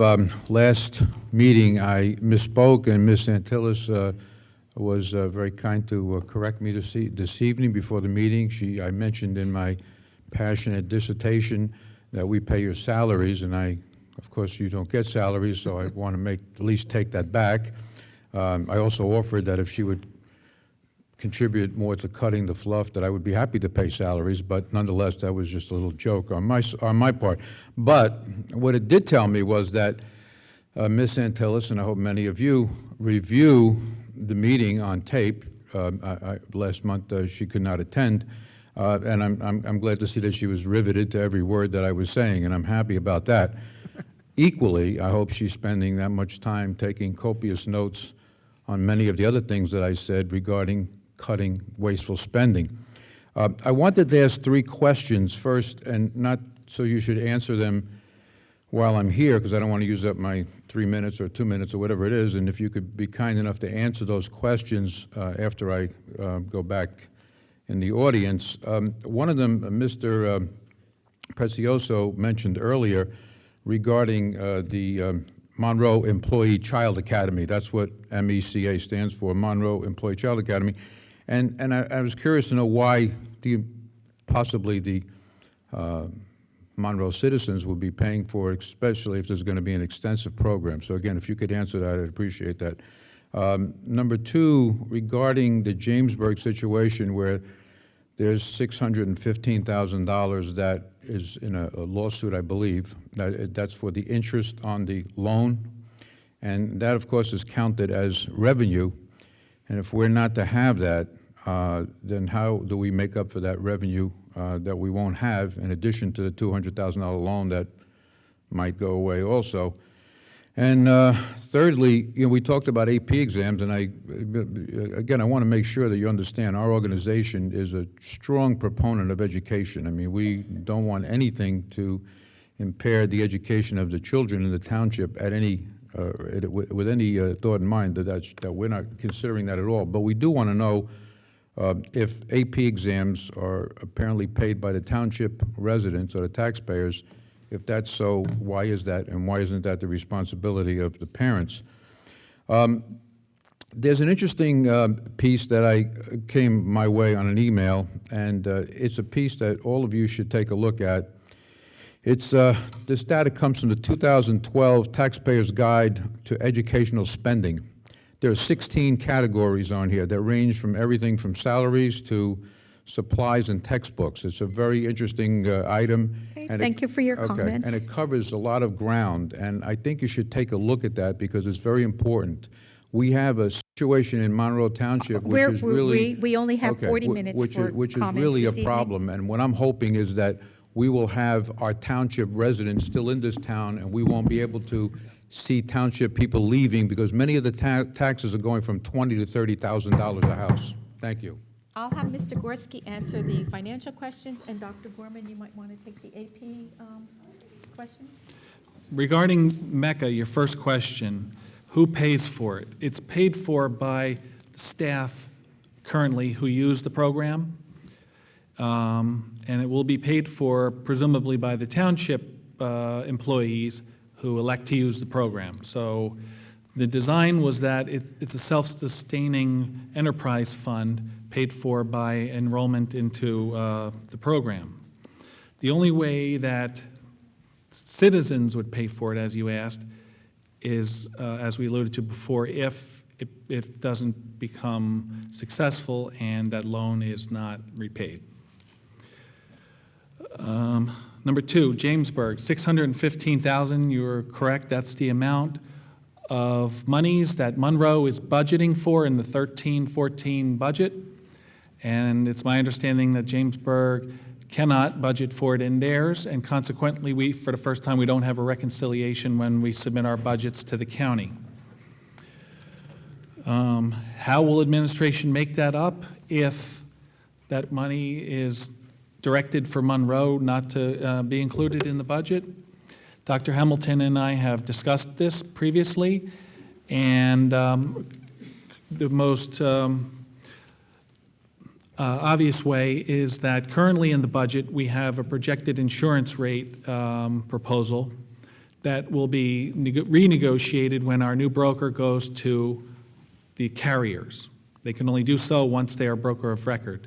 And I am expecting significant savings once that comes to fruition. I don't know if that'll be in time for the budget to get finalized, and those savings could offset perhaps the interest portion if it's determined that Monroe should remove it from the budget. And number three was AP exam.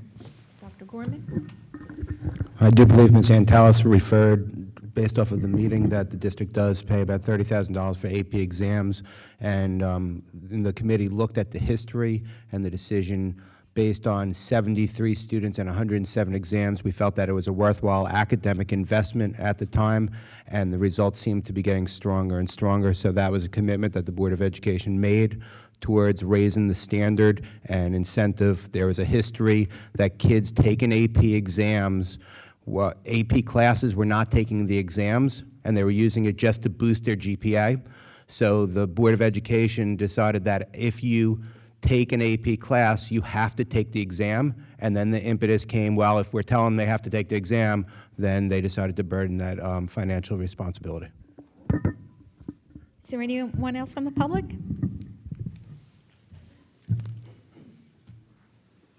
Jill DeMayo, 48 Linwood Drive. I want to thank you for passing the SAFRA resolution. And I just wanted to talk about two things that are unrelated to each other real quick. I was at the fiscal accountability meeting in January, and Mike asked us as a group what was the district's greatest asset. My answer to him was our teachers. And as we go into the budget phase of this year, I don't want you guys to forget about that. My son's teachers, past and present, are smart, kind, and very hardworking people. They care deeply about the children they teach. They give 110% to their jobs, and they are some of the lowest paid teachers in this county. So don't forget about them. Secondly, I get an email from Politicker, New Jersey, which comes from State Street Wire. It's kind of a recap of what's going on in Trenton every day. And today I got this blurb that the state treasurer has given the green light to some $125 million in qualified school construction bonds to help build more charter schools throughout the state. So if you have any doubt about where the administration's focus is with regard to school, it's with building more charter schools rather than fixing the current schools we already have in place. So I think it would behoove everybody to keep an eye on what's going on in Trenton, because it's not good, and it really is filtering down to us. Thank you. Thank you.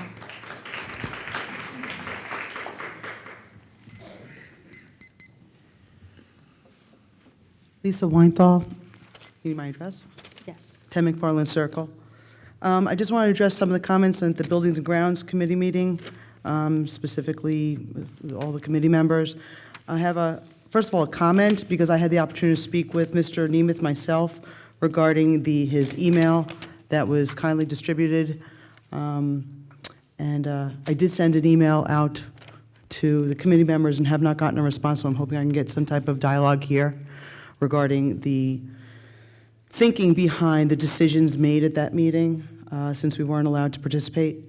Mr. Nemeth no way says he's not, that we shouldn't do it. Actually, Mr. Nemeth is pretty specific that it's his opinion that the center works, but he's not basing that on any specific evaluative observations. It's simply data given to him. So I'd like that to be on the record, that his opinion isn't one of Monroe Township residents' opinions. It's one of a county superintendent who really doesn't have any vested interest in what happens with their own children here. So just another point I'd like to bring up is to address to the committee, and I'm not sure if this is a give and take discussion or you'll answer, okay. You only get 3 minutes. So here's the questions. The report that was done by, commissioned by the superintendent, addressed sports specifically. I'd like to know how and when after-school activities, CMAC tutoring, after-school testing, and any other academic club or participation will be addressed, because those numbers in fact have gone down as noted in the study, and yet that was not discussed at the Building and Ground Committee. The second point is I'd like to know exactly, with all the surveillance and security and investment in wiring and this, that, and the other thing, about making our schools safe, which I certainly applaud. I know for a fact kids are leaving the property unsupervised and leaving without any monitoring of bus stops, as Mr. Nemeth said, any kind of busing would entail. And yet, I know my son for a fact leaves daily because he doesn't have a ride, and he scrambles daily to find a ride. So how is that safety of those students being handled? And lastly, I'd like to know how come the middle school students who are in math tutoring do get busing, and yet once they get to the high school, which we are clearly proponents of academia and furthering our academic support of these students, they don't get busing. Sure. Okay, regarding the academic study, we are actually doing a review of all of our programs, academic and non-academic, extracurricular and co-curricular programs. It's going to take some time to get that because there are quite a few going on. But the preliminary report that you referenced that was shared at the BG&T committee, that was just phase 1 of that, and there will be additional studies related to participation, not just participation, but cost-benefit analysis of those programs as well. Your second question regarding security, I am unaware of students leaving the supervised centers. This is the first I'm hearing of that. I'm not referring to the supervised centers. Beg your pardon? I'm not referring to the supervised centers. I'm not specific, that is not what I'm referring to. And I want to be perfectly clear. This has nothing to do with the supervised centers. This has to do with CMAC tutoring, after-school testing, and any other academic support students are getting here at the middle school and the high school. They are leaving the property and walking, I know for a fact. If you need pictures to verify it, I suggest you go out and monitor it. But I know my son has walked home a dozen times. I will share your concerns with the building principal and get some data that I could share with the board relative to that and come up with any stop gates that are necessary based on that information. And lastly, you talked about math tutoring. The math tutoring at the middle school, the board agreed to provide support, transportation for those youngsters who were in basic skills and are tagged. This additional math group are students who are pre-basic skills students that we've included in that arena for the middle school. So that's why those youngsters are part of the basic skills and/or tag transportation services. With all due respect, sir, I beg to differ because my daughter's not pre-basic skills. She's getting an A in math, and she's in that program. So it's not just for pre-basic skills. That's the data that was the premise under which that decision was made. And I'm asking the board to please reconsider for academic purposes to have the same privilege of students transporting at 415. Thank you. Thank you. Anyone else from the public? Had a lot. Oh. But being that we're limited to 3 minutes, I'm going to 2.5 try to minutes. cut it short. Don't time it yet. Oh, first I want to thank Your Ms. name and address for the Oh, record, please. Mark Klein, Turnberry Drive, Monroe. I want to thank Mr. Gorski for an exemplary job that he's done in the years that he's been involved with this district. He saved us millions of dollars and continues to do it. I wish we could do that on the other end some of the things that you brought up, which changed everything that I wanted to say. The bit about prosperity wealth per pupil, if they're taking the total cost of homes and dividing it by pupil, it's wrong. You got 50 to about at least 50% are adults over 55 in these adult communities. If they're counting that into the equation, of course we're going to lose. As far as last month about the 2 new buses, we're mandated because of the age. I would tell the state, as I told you when I was on a board, to stick it. We need the money from the buses to fix these roofs, being that they don't want to give us anything. As far as grant money, you know, that's a pet peeve of mine. And we keep getting turned down. And I saw in my time on the board, Dr. Copeland from Piscataway and the superintendent from Woodbridge. Both districts receive tens of millions of dollars more than we do, yet they're able to get grant money to do repairs on their schools, and we're told that we can't. I asked Dr. Hamilton, when this was going on, when they had the judge in Newark assigned by the state Supreme Court, for any districts that felt that they were being negatively impacted by the cuts, and that's after we got cut down to $238,000. Nothing was done from this administration. Nothing was discussed. No complaints. As far as state aid, you know that more than 3 years, that I was on the board 3 years, I started this before, fighting for our fair share. You know, I've contacted the state Supreme Court, Governor Christie, I've spoken to him directly, New Jersey Department of Education, Newark Education Law Center, and so on and so forth. I've spoken to Linda Greenstein. She can't even get the support from the Democratic leadership. So how is she going to be able to do anything for us? Next, I spoke to Bob Smith, state senator, last year at a different meeting. I explained our situation. He's done nothing. I made a motion at one of the meetings to file a lawsuit. Whoever I've spoken to, whether it be the Newark Law Center, Middlesex Education Services, we have a right to sue and we should prevail. The state is in violation of the state constitution in providing free public education. I'm not going to read it because you all know what it is. But our members, I'm finished. Our members, our residents, You're finished. are paying 97 to 98% of education. That's not free public education. Thank you very much. Anyone else from the public?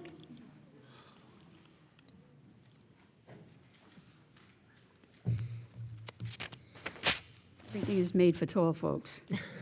Mary Ann Sullivan, 12 Chablis Court. I'm curious to know what the criterion is for selecting a student for an AP course.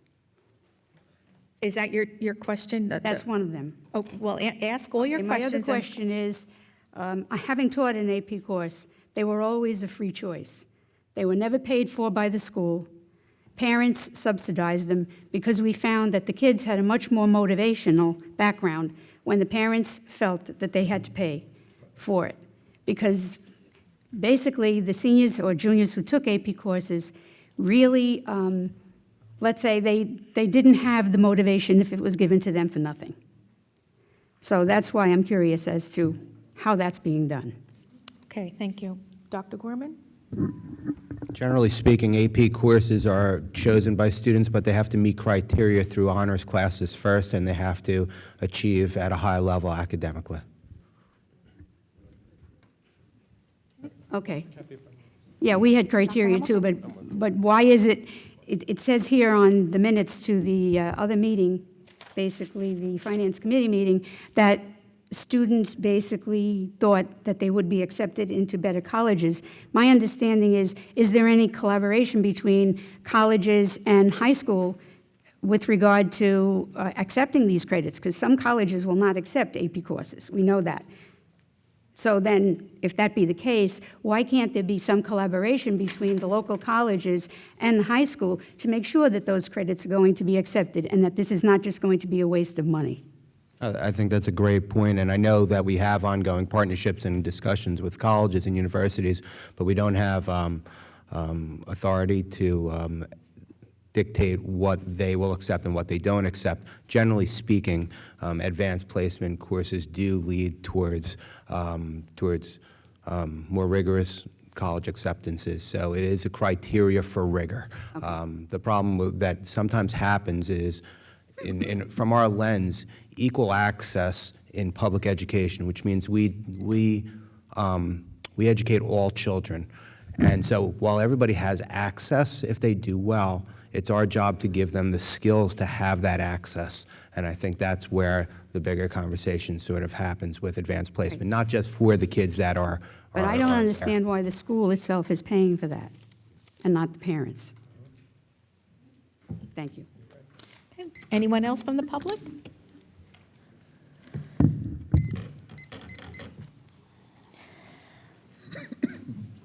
George Gunkelman, 5 Kelly Court, Monroe.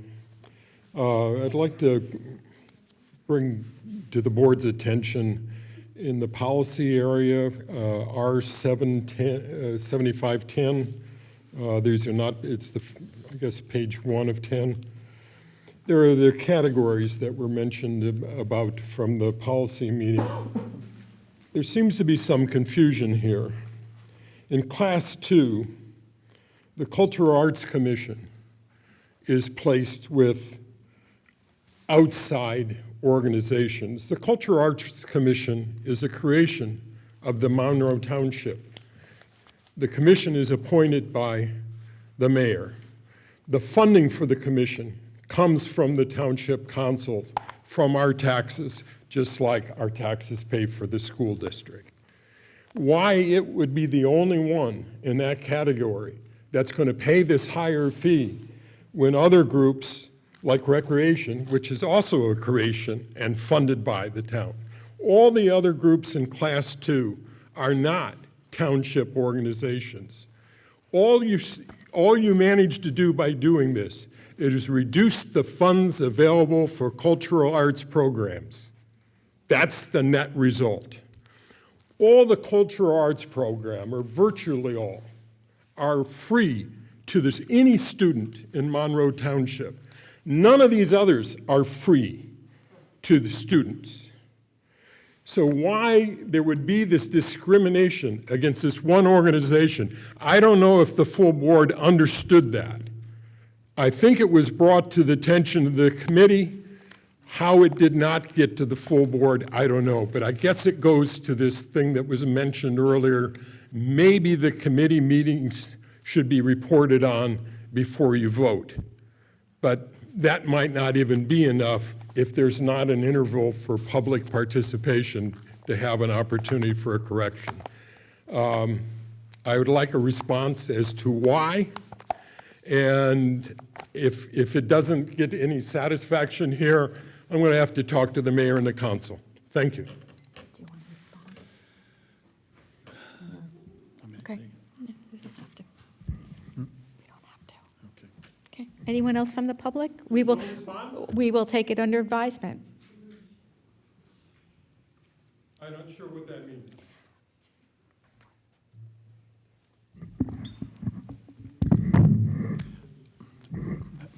Mr. Gunkelman, reporting on the actions of the policy committee a few months back, it was determined by the policy committee that the use of building charges have not been updated in several years or perhaps even decades. I didn't mention the fees. I know. I'm Let me, talking about the categories. please, let me finish. Address my question. I will. I'll do it a little more politely. The fees were updated to be current pursuant to our professional environmental safety management, which actually came in and determined a rate per hour per each classroom and per each auditorium and gymnasium in this district, so that the renters are charged the fee instead of the school district and the taxpayers paying for it. The categories never changed. The Cultural Arts Commission was always a Class 2 user. The impact that the Cultural Arts Commission is facing is the increased fees. And I understand that the policy committee will look at this issue again. Anyone else from the public?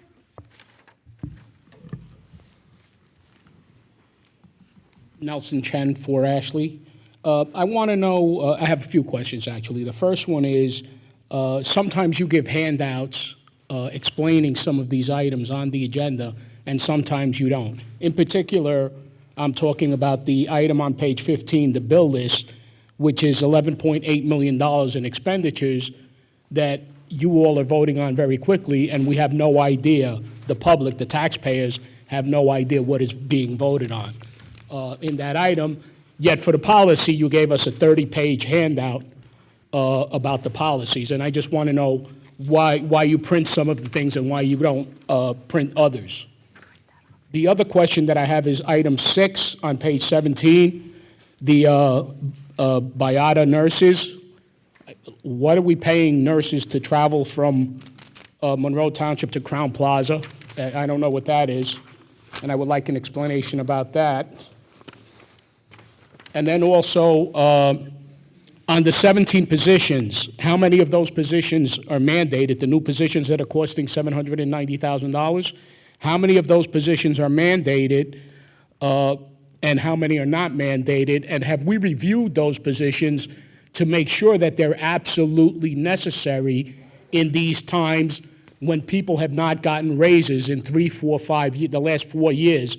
People have not seen raises, and we are still in bad economic times. Also, the MECA program was put in place for the teachers, okay? There's 14 kids in that program. We've loaned them $200,000 so far.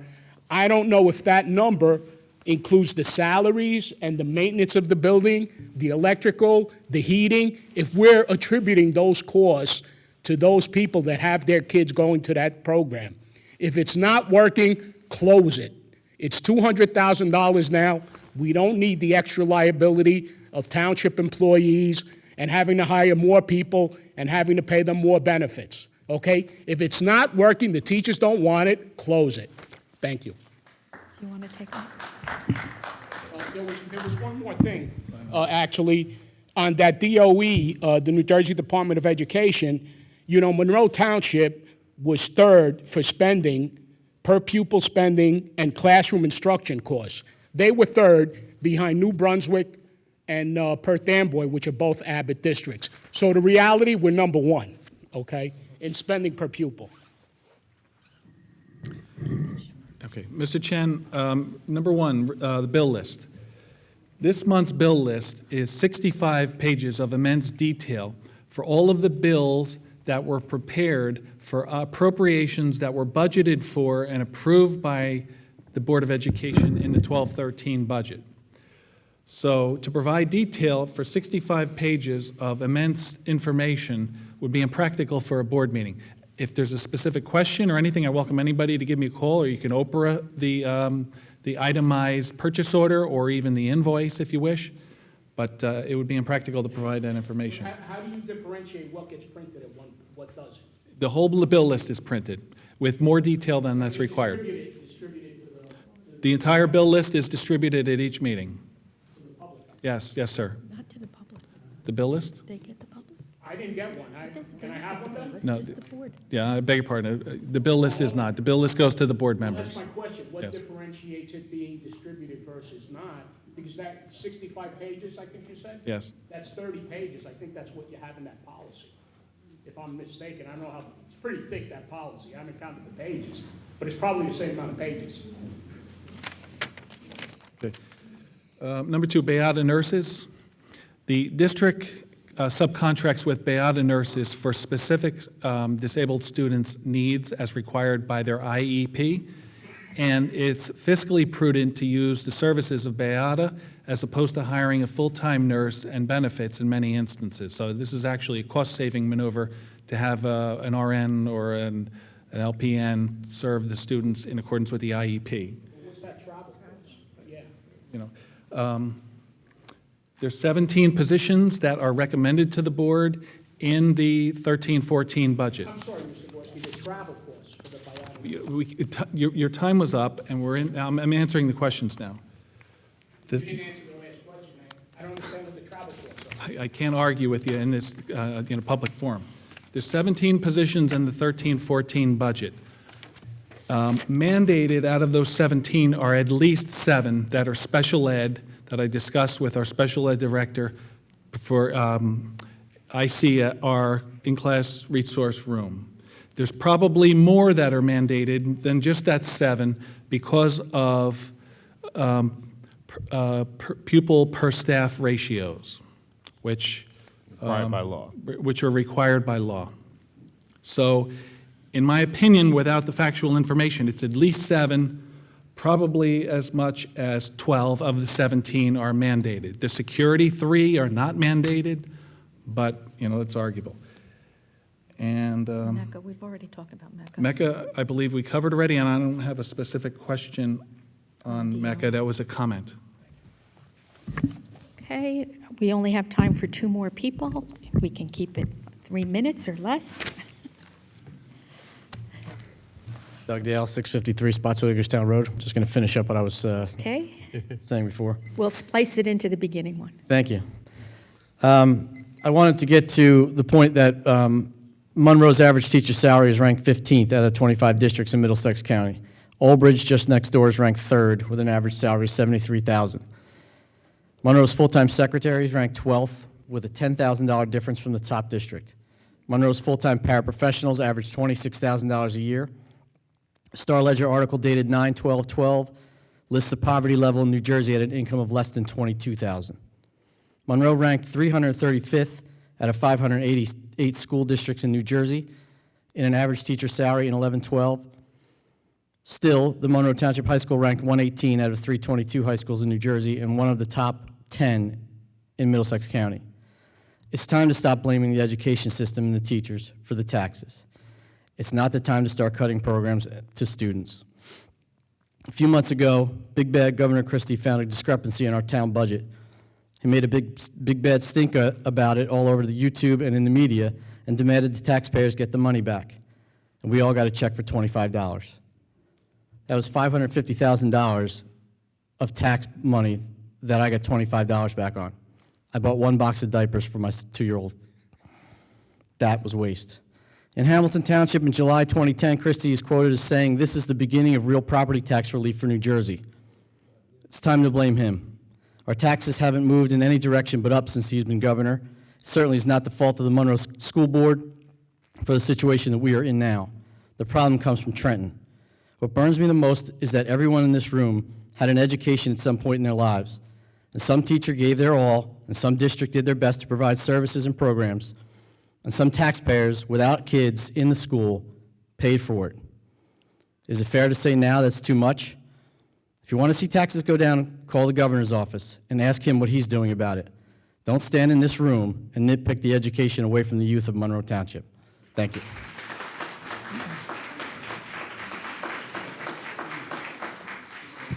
Okay, our last, who would like to be last?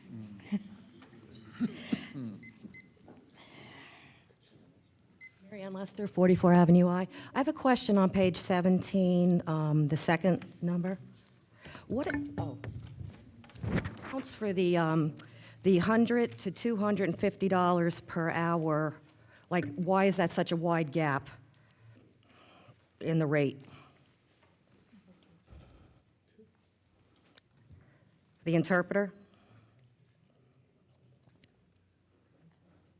Do you know why it's so big a gap, or what they charge?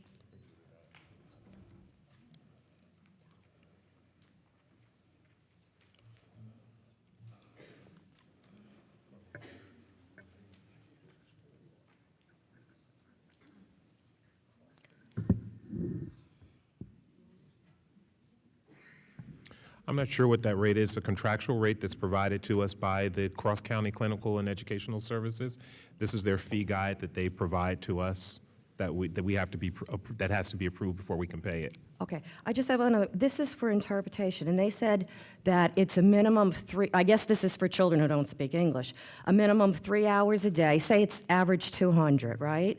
So that would be, we'd be paying maybe I'm wrong, $600 a day, $3,000 a week, up to a potential of $12,000 a month for the whole school year for just one child? Is that correct? It would not be for one child, no. Not for one child? No. This would be like a group, a class? Could be, yes. Okay, all right. And I just want to say, I really like teachers, but I just want to remind everybody that their salaries are based on 10 months a year, too. Just to remind everybody, and most people work 12 months, okay?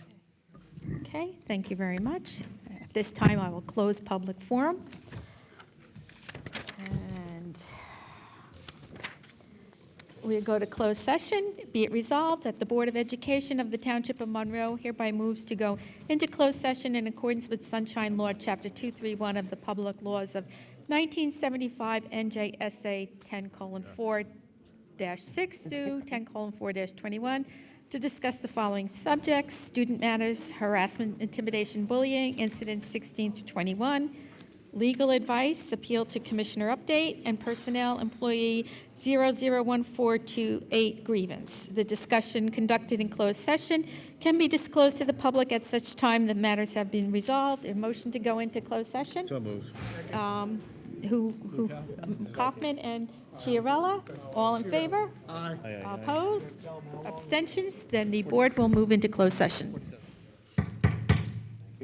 At this time, the board will move back into public session. I think we only have one item. Yes, if I may. It is recommended that the Board of Education hereby deny the Level 3 grievance regarding employee number 001428 dated January 22nd, 2013. The superintendent of schools and the board's business administrator, board secretary, are authorized to take all necessary steps to implement this action of the Board of Education. Is there a motion and a second? So moved. Mr. Kaufman? Second. Mr. Masters? Any comments or questions? Then we will have a roll call. Ms. Antelis? Yes. Mr. Chiarella? Yes. Oh, my God. There he goes. That was a yes. Mr. Zarneski? Yes. Mr. Kaufman? Yes. Mr. Masters? Yes. Mr. Poi? Yes. Mr. Prezioso? Yes. Mr. Tesler? Yes. Mrs. Kolponowicz? Yes. Madam Board President, item passes. Okay, thank you. At this time, before Mr. Chiarella needs medical help, our number 15, our next scheduled public Board of Education meeting, which is our tentative budget hearing, will be held on March 5th, 2013, 7:00 p.m. at our high school. I need a motion to adjourn. Motion by Mr. Masters, second by Mr. Tesler. All in favor? Aye. Opposed? Abstentions? The meeting is adjourned.